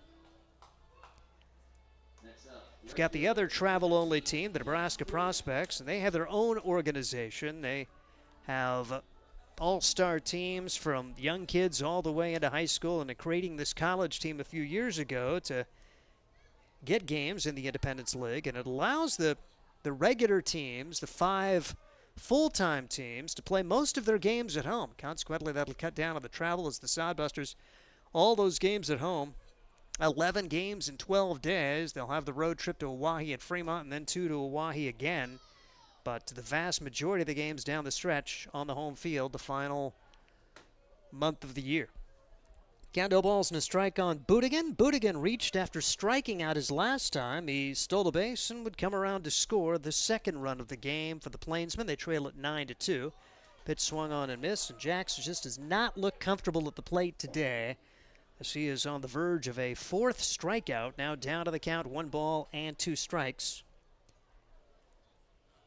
The starting pitcher, Brock Cross, struck out 5, walked 5, battled his way through 4 innings and 93 pitches. And Miller's come in and could get the win here in relief if it all goes well in the final 4 outs of this one. Pitch taken upstairs as the Sodbusters have scored their last 4 frames, getting a run home to get it tied in the 4th, 3 runs in the 5th. Turned the game around as Sodbusters got 3 runs on no hits, hit only 1 ball out of the infield, but took advantage of a couple of errors, a little bit of everything. Pitch fouled away, and I think that gets a piece of Jim Langen. Hopefully he is okay, as he will take a walk away, and the Sodbuster catcher will go out and have a word with the pitcher here, Marcus Miller. Hastings Sodbusters 9 and the Plainsmen 2, as Jim Langen says, "I'm okay." So he waves to the crowd. Jimmy, long time official and umpire. 9 runs for the Hastings Sodbusters in this one after they were shut down for just 3 yesterday. Did have 9 hits yesterday. Plainsmen, though, they've done a good job of swinging the lumber. Out-hit the Sodbusters on Friday. Out-hit the Sodbuster, I should say, on Saturday, and out-hit them yesterday. And today, it's about even. Sodbusters have now out-hit the Plainsmen 7-6. 3-2 the count now on Jax Budigan. Hastings trying for a 1-2-3 inning. Swing and a miss, and a flourish for Miller. So we head to the bottom half of inning number 8. Hastings has a 9-2 lead. This is Sodbuster Baseball. Hi, I'm a baseball umpire. My job can get pretty stressful. I have to keep my eyes open at all times, and if I don't make the right call, people boo me. So to relax, I visit a Nebraska lottery retailer like this one and buy some scratch tickets. It always calms me down. Hey, you cut in line. I did not. All right, you're out of here. Hey, he didn't cut. All right, you're out of here. I feel better already. The Nebraska Lottery. Top prize odds vary by game. Core CPAs is your locally owned, full-service accounting firm. Our team of professionals have years of accounting experience and focus on building in-depth relationships with our clients. Our comprehensive and customized solutions are tailored to your specific needs. We pride ourselves in our commitment to integrity, objectivity, and professionalism. At Core CPAs, we provide tax services, payroll, bookkeeping, assurance and financial reporting, and much more. Visit our website at corecpas.us. Head to the bottom half of the 8th inning. The Sodbusters needing either 3 runs or 3 outs to win this game, as Hastings with a 9-2 lead right here. They do play with a 10-run rule after 7. Now you're to that point where, okay, which is faster? Quick inning here, quick top of the 9th, or can you find a way just to pound out 3 runs right here and end this game prematurely? We'll find out one way or the other. You just hope it's a Sodbuster win if they can take care of business and get to 19 wins on the season tonight. Yeah, if I had to say in it, I'd think that maybe another quick 3 strikeouts from Marcus Miller. How about the Hastings kid striking out the side in the first 1-2-3 inning for the Sodbusters tonight, as they will maybe try and get some of their offensive guys who haven't gotten in on the offensive fund tonight to hit or so. Christian Loera is going to lead things off. He would love to get in on the hit column, and maybe Jackson Crane as well. Just 7 hits for the Sodbusters, but if they can hold this margin, be the first time that they out-hit the Plainsmen this weekend. As Hastings, Loera, Vega, and Crane are the top of the orders. You like their chances here as we see Brecken Mason out there trying to work another inning and finish this performance off with the Plainsmen in their final outing of the year, and first pitch strike to Christian Loera for the Hastings Sodbusters. This pitch is grounded to the shortstop. The set, the throw to first, bang, bang, play and out. Nice job there for Dax Wandler, who scuffled a little bit at the shortstop position today, but able to gun him down for the first out here in inning number 8. Very, very close, and good play by Wandler after he's already made 3 errors tonight. He didn't get it out of his glove as probably fast as he was hoping to, but right call at first base, bang, bang play, got him out by a quarter step. And Drew Vega comes to the plate now. He got a single and a run scored last inning. He stands in, and the first pitch across for a strike. 0-1 the count on Drew Vega. One of the Arkansas Tech guys, one of the returnees for the Hastings Sodbusters. Arkansas Tech going 32-23 in the spring campaign and making an NCAA Division II Central Regional again. Another chance for Wandler at the shortstop position, and 2 good throws to gun down Vega. Sodbusters very quickly 2 up, 2 down, and Jackson Crane will try to salvage the inning. All right, I'm leaning towards definitely these quick 3 outs now. Yep. Having to come back with 3 runs with 2 outs in the last half of the inning might take a little bit longer. Yep, it would not be probably the most crisp of the 3 runs. There is right-handed action for Hastings. We'll see if they let Miller go out for the 9th or if they put another of the dudes in there for Hastings in their hopefully final inning here before the break. Here is a shot down the left field line, just fouled by inches, perhaps 2, maybe 3 for Jackson Crane if he can bring that fair. Yeah, our vantage point looked like it might have been on the chalk line, but very clearly fair down to Jim Langan down on the field. Jackson Crane, he has been smoking some balls down the left field line tonight. It's at least the second foul ball he's hit a long way, just been a tad early on it.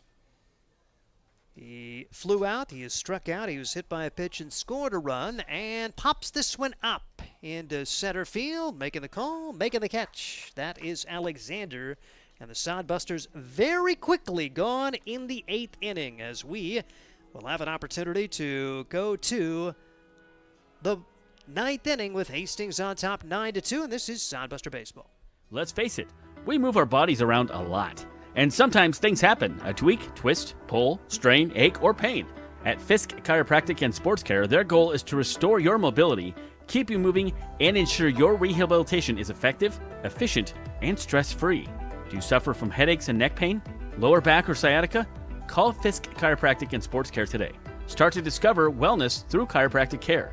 Fisk Chiropractic Sports Clinic.com. Start feeling better now. At Hastings College, we celebrate all the ways you shine. From more than 20 athletic teams to band, choir, theater, and art, plus esports, creative writing, speech, and media. Join in to earn a scholarship and find your people, the friends you'll hang out and have fun with. It's what makes Hastings great. So check out Hastings College, where your experience matters, in the classroom and in the activities you love to do. Visit us at hastings.edu.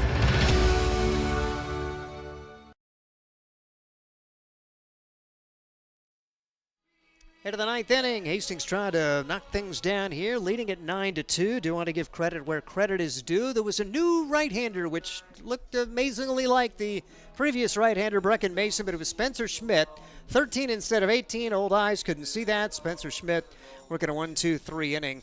The College of St. Scholastica product getting a 1-2-3 inning. And now for the Hastings Sodbusters, we get our second look of the summer from Adam DeBoer. He has signed with Texas A&M Kingsville, a returning player for the Sodbusters, just getting his feet wet against the Plainsmen a couple of days ago, working 1 inning, no runs on 1 hit, had a walk.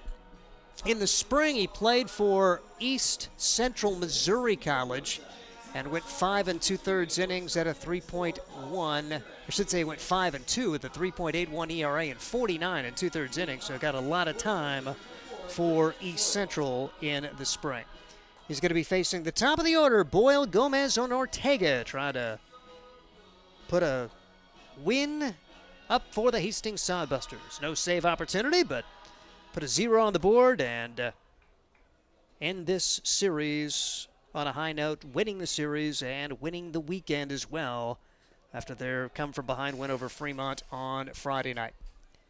First pitch missing, 1 ball, no strikes to Braden Boyle. Boyle has already come a long way since the first time we saw him at the weekend, looking so much more confident. I know his parents talked about the fact that this was great experience for him, graduating high school senior and coming out and seeing college-level pitching and batting at the top of the order today and going 2 for 4 against the Hastings Sodbusters. Watches this pitch go by for ball 2, 2-0 the count on Boyle. Boyle's older brother Brody broke his thumb, making a great catch for the Plainsmen in an earlier game, so wasn't able to complete the season. Hits it pretty well on his horse. The Hastings Sodbusters center fielder Jet Hannaford made it look pretty easy, and there's 1 out here in the 9th. That's not a just graduated high school senior level approach at the plate to breaking ball. That wasn't a bad breaking ball, looked to be on the outside corner there. Boyle waited on it perfectly, sent it very deep to center field, but no problem making the catch. I believe this is Asher Friedman batting now. Friedman getting a pinch hit opportunity for this Plainsman squad, and he swings and misses, batting for Ivan Gomez. Friedman, 232 for the summer campaign, had a 2 for 5 day against the Hastings Sodbusters yesterday and 5 for 15 against Hastings.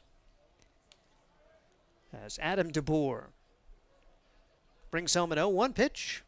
Friedman hits it hard, diving opportunity. It's in and out of the glove of Johnston. Gets up, throws to first in time. How about Weston Johnston hanging with it, gunning it over to first? And Tyler Welsh with a stretch, and there are 2 outs. What a play. Thought he snagged it out of the air on the fly, but the wherewithal from Johnston, realizing he had a chance to get up, barely get a chance to set his feet. Bang, bang play at first. Friedman called out the stretch by Welsh.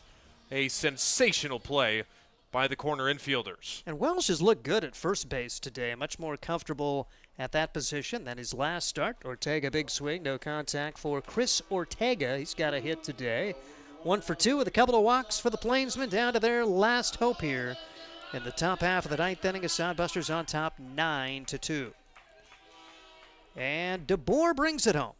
Ortega watches it inside for a ball. 1 ball and 1 strike on Chris Ortega. Going to be headed back for his senior year at Midland. He hit .273 with 4 home runs this past year. This one a little bit low, and 2 balls and a strike. Sodbusters stocked pretty well with some of the new pitchers they got in. DeBoer, a lot of experience, and you like the look of Josh West and Josh Nolte. 2-1 delivery. Right there for a strike, and the Sodbusters are a strike away from winning the series. Having a battle from behind today, down 1-0, and should have been more after the first 3 innings in this one. And now 1 strike from victory on a 2-2 pitch. Low for ball 3. 3 balls and 2 strikes. The Plainsmen stranding 6 runners in the first 3 innings. They had bases loaded, nobody out in the first, and did not score. One of the reasons that Hastings able to come back. A 3-2 delivery. Foul back, Ortega, good swing, and he'll get another opportunity. Yeah, you never know. If the Plainsmen put up a crooked number in that first, will the Sodbusters have the intestinal fortitude to battle back and win this one? Totally different feel if it's like 4-0 or 5-0, like it very easily could have been after 3 innings of play. 3-2 with 2 outs, and the pitch. Bouncing ball to the left side as Loera's got it. Throw to first in time, and the Hastings Sodbusters win the series against the Plainsmen. They take a positive feel into a day off, and Hastings will get set to go in a huge series at Oahe beginning on Wednesday. 9-2 is your final. We'll hear from the head coach, Josh Prenner, get the perspective of Ryan Valenta when we come back. This is Sodbuster Baseball. Hi, I'm a baseball umpire. My job can get pretty stressful. I have to keep my eyes open at all times, and if I don't make the right call, people boo me. So to relax, I visit a Nebraska lottery retailer like this one and buy some scratch tickets. It always calms me down. Hey, you cut in line. I did not. All right, you're out of here. Hey, he didn't cut. All right, you're out of here. I feel better already. The Nebraska Lottery. Top prize odds vary by game. There's nothing like relaxing on a summer day. Nothing like taking in a Hastings Sodbuster baseball game. And there's nothing like an ice-cold Pepsi to make the day perfect. Pepsi Cola of Hastings wants to make your nothing like be the best day it can be, whatever the occasion. Enjoy your favorite refreshing Pepsi product throughout the Sodbuster season and make your nothing like memories. Pepsi Cola of Hastings, a proud sponsor of Hastings Sodbuster Baseball. Hastings Sodbusters Baseball's in full swing, bringing you another fun-filled summer of high-level collegiate woodbat baseball at historic Duncan Field. A great way to spend a summer evening with your families at a Sodbusters baseball game. Go online to HastingsSodbusters.com for their home game schedule or to purchase tickets. Hastings Sodbusters Baseball. It's a hit. Got the spirit of the game. The Hastings Sodbusters. Let's face it, we move our bodies around a lot. And sometimes things happen. A tweak, twist, pull, strain, ache, or pain. At Fisk Chiropractic and Sports Care, their goal is to restore your mobility, keep you moving, and ensure your rehabilitation is effective, efficient, and stress-free. Do you suffer from headaches and neck pain, lower back or sciatica? Call Fisk Chiropractic and Sports Care today. Start to discover wellness through chiropractic care. Fisk Chiropractic Sports Clinic.com. Start feeling better now.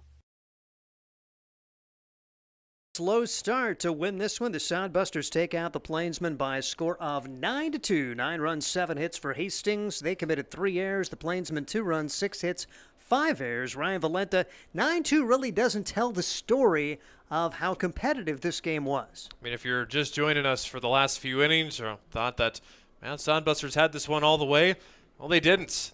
We've been talking about it for most of the game, that top of the first inning where it looked like the Plainsmen for the third night in a row were going to put up a crooked number in the first inning. Bases loaded, nobody out, a base running mistake, and then a big out recorded to make a 0-run first inning.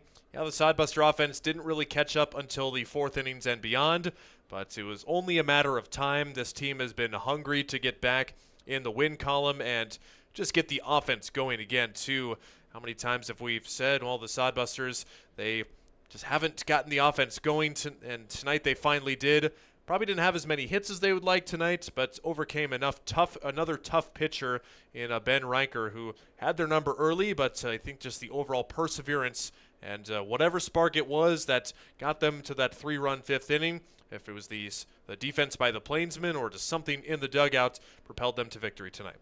Yeah, the Plainsmen, their first 3 innings, they end up stranding 6. Their first 3 reach in the first, their first 2 reach in the second, and their first 2 reach in the third. They score only 1 run, and it kind of begins with a courageous effort from Brock Cross, who didn't have his A stuff, but worked through 4 innings, allowing only the 1 run on 3 hits. It was an unearned run, and Marcus Miller kind of settling the ship there. His relief outing as he ends up allowing just the 1 run on 3 hits to give the offense an opportunity to come back. And how about the 7 strikeouts for him, too, through 4 innings? We've seen Marcus, this is his 3rd year now for the Sodbusters. He's never been really a high strikeout guy, but multiple outings this year of 10 strikeouts now and 7 in relief. The left-handed pitcher is exuberating confidence on the mound, no doubt for sure. But, yeah, Brock Cross, the walks kind of mixed in with the strikeouts. It was kind of hit and miss here and there, but Miller did a great job of settling things down, and Adam DeBoer gets the final 3 outs of the game.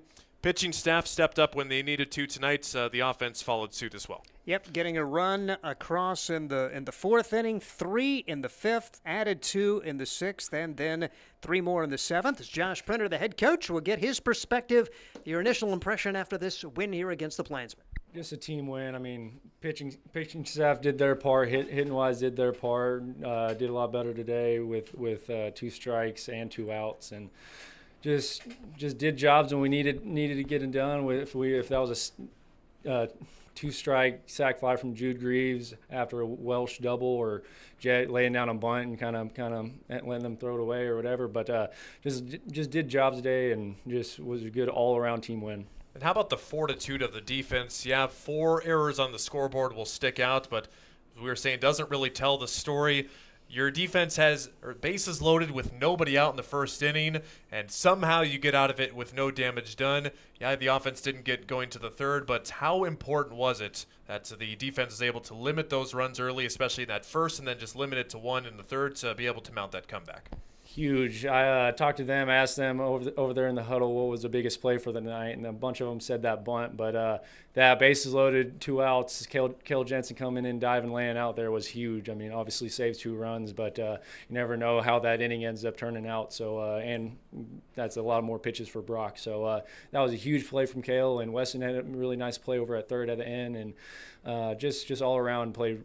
Yeah, like you said, we had a couple mess ups, a couple errors, but also made a couple really good plays as well.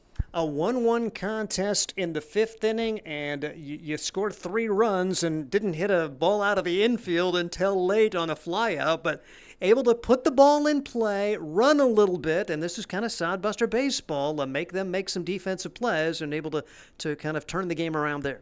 Absolutely. Just really good job of executing. That was a really perfect bunt. I mean, everyone in the whole park knew we were bunting. They knew we were bunting, and Jet just executed it perfectly, and just a great bunt from Jet. How about also the offense, too? We said it took them a little bit to get going, but once that 3-run inning finally happened, the runs kept piling on after that. Seemed like the energy was back. It seems like runs have been hard to come by here and there. Did it feel like that the offense was finally back after getting over that maybe a little bit of a hump in the middle of the game? Absolutely. After the 3 runs, like you said, I think hitting is very contagious. So once we see a couple fall in, couple breaks go our way, couple bloops, and a couple really good hard line out, or not line outs, line drives that aren't line outs, and just kind of give some confidence going in the dugout that we can hit and we can hit that guy, and just hitting is contagious, I think. So. And Tyler Welch, a multi-hit game, pretty cool for him. Absolutely. Huge double there, and then had another two-strike RBI single, and then after that double was really good AB with Jude battling off some pitches and then hitting the sac fly there to center field. So really, that was a really big inning there, understanding what we're trying to do with 2 strikes. So. Talk about, in the perspective of things, how big of a win this was tonight, especially with you going to play a hot Oahe team this week, and Fremont hitting the road for the first time in a while. Absolutely, gives some confidence on both sides of the baseball. I mean, defensively, we'll continue to pick it up. We'll continue to play better. They can play really good defense, and I have all the trust and all the belief in them that they will do that. And pitching staff was a really good night, really good outing for everyone doing that part. And then offensively, really good. Like I said, really good to finally kind of catch a couple breaks, couple bunts, couple bloops, couple hard hit balls that weren't at people. And I think we have all the confidence in the world going over there to Oahe, and then the Fremont move after that. So. Josh Printer, we appreciate the head coach for the Hastings Sodbusters coming up and joining us. Our final broadcast for a week. Let's take you through the final numbers in this one. As again, the Sodbusters 9 runs, 7 hits. They commit 3 errors. The Plainsmen 2 runs, 6 hits. They commit 5.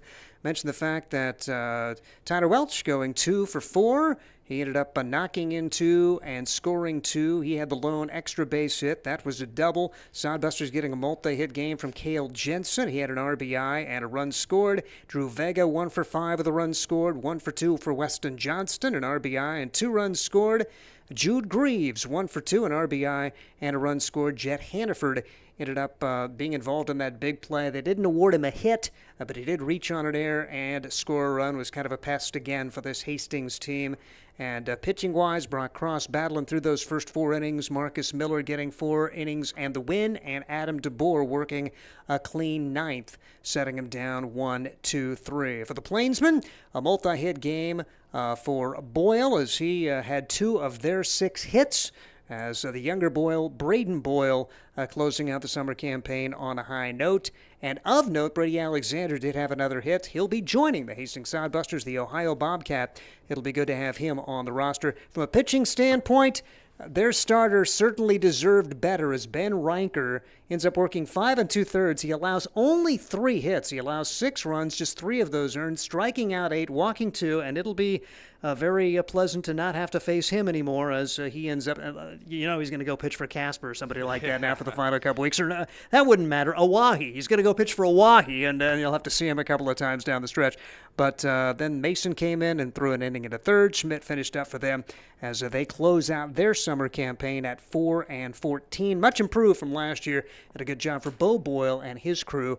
And so the Hastings Sodbusters go to 19-14. They are 7-5 of the green uniforms, and now 3-2 in the second half. Just wanted to say also, like you said, big credit to the Plainsmen for coming out and showing up some tough competitive games. The scoreboard wasn't in their favor most nights, but especially against the Sodbuster games, with that one lone exception to that 1-run rule win, it was a competition pretty much the whole other 5 games in the summer season. So credit to the Plainsmen. They've got some excellent players on the team. Guys definitely deserving of playing at some higher level collegiate baseball, hopefully in the near future. But yeah, the tensions boiled over at some times. It was a very clean game tonight. And so, the camaraderie, the high energy, kind of that's what summer baseball is all about. So it was neat to see the Plainsmen, like you said, very much improved team, and appreciate them coming out and ending their season strong right now on the field. Lots of hugs being given on the team for the players and the coaches involved, and summer lots of these guys will never forget.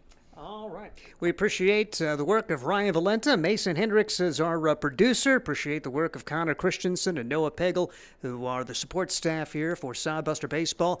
Our next broadcast will be a week from tonight, as we will get it rolling.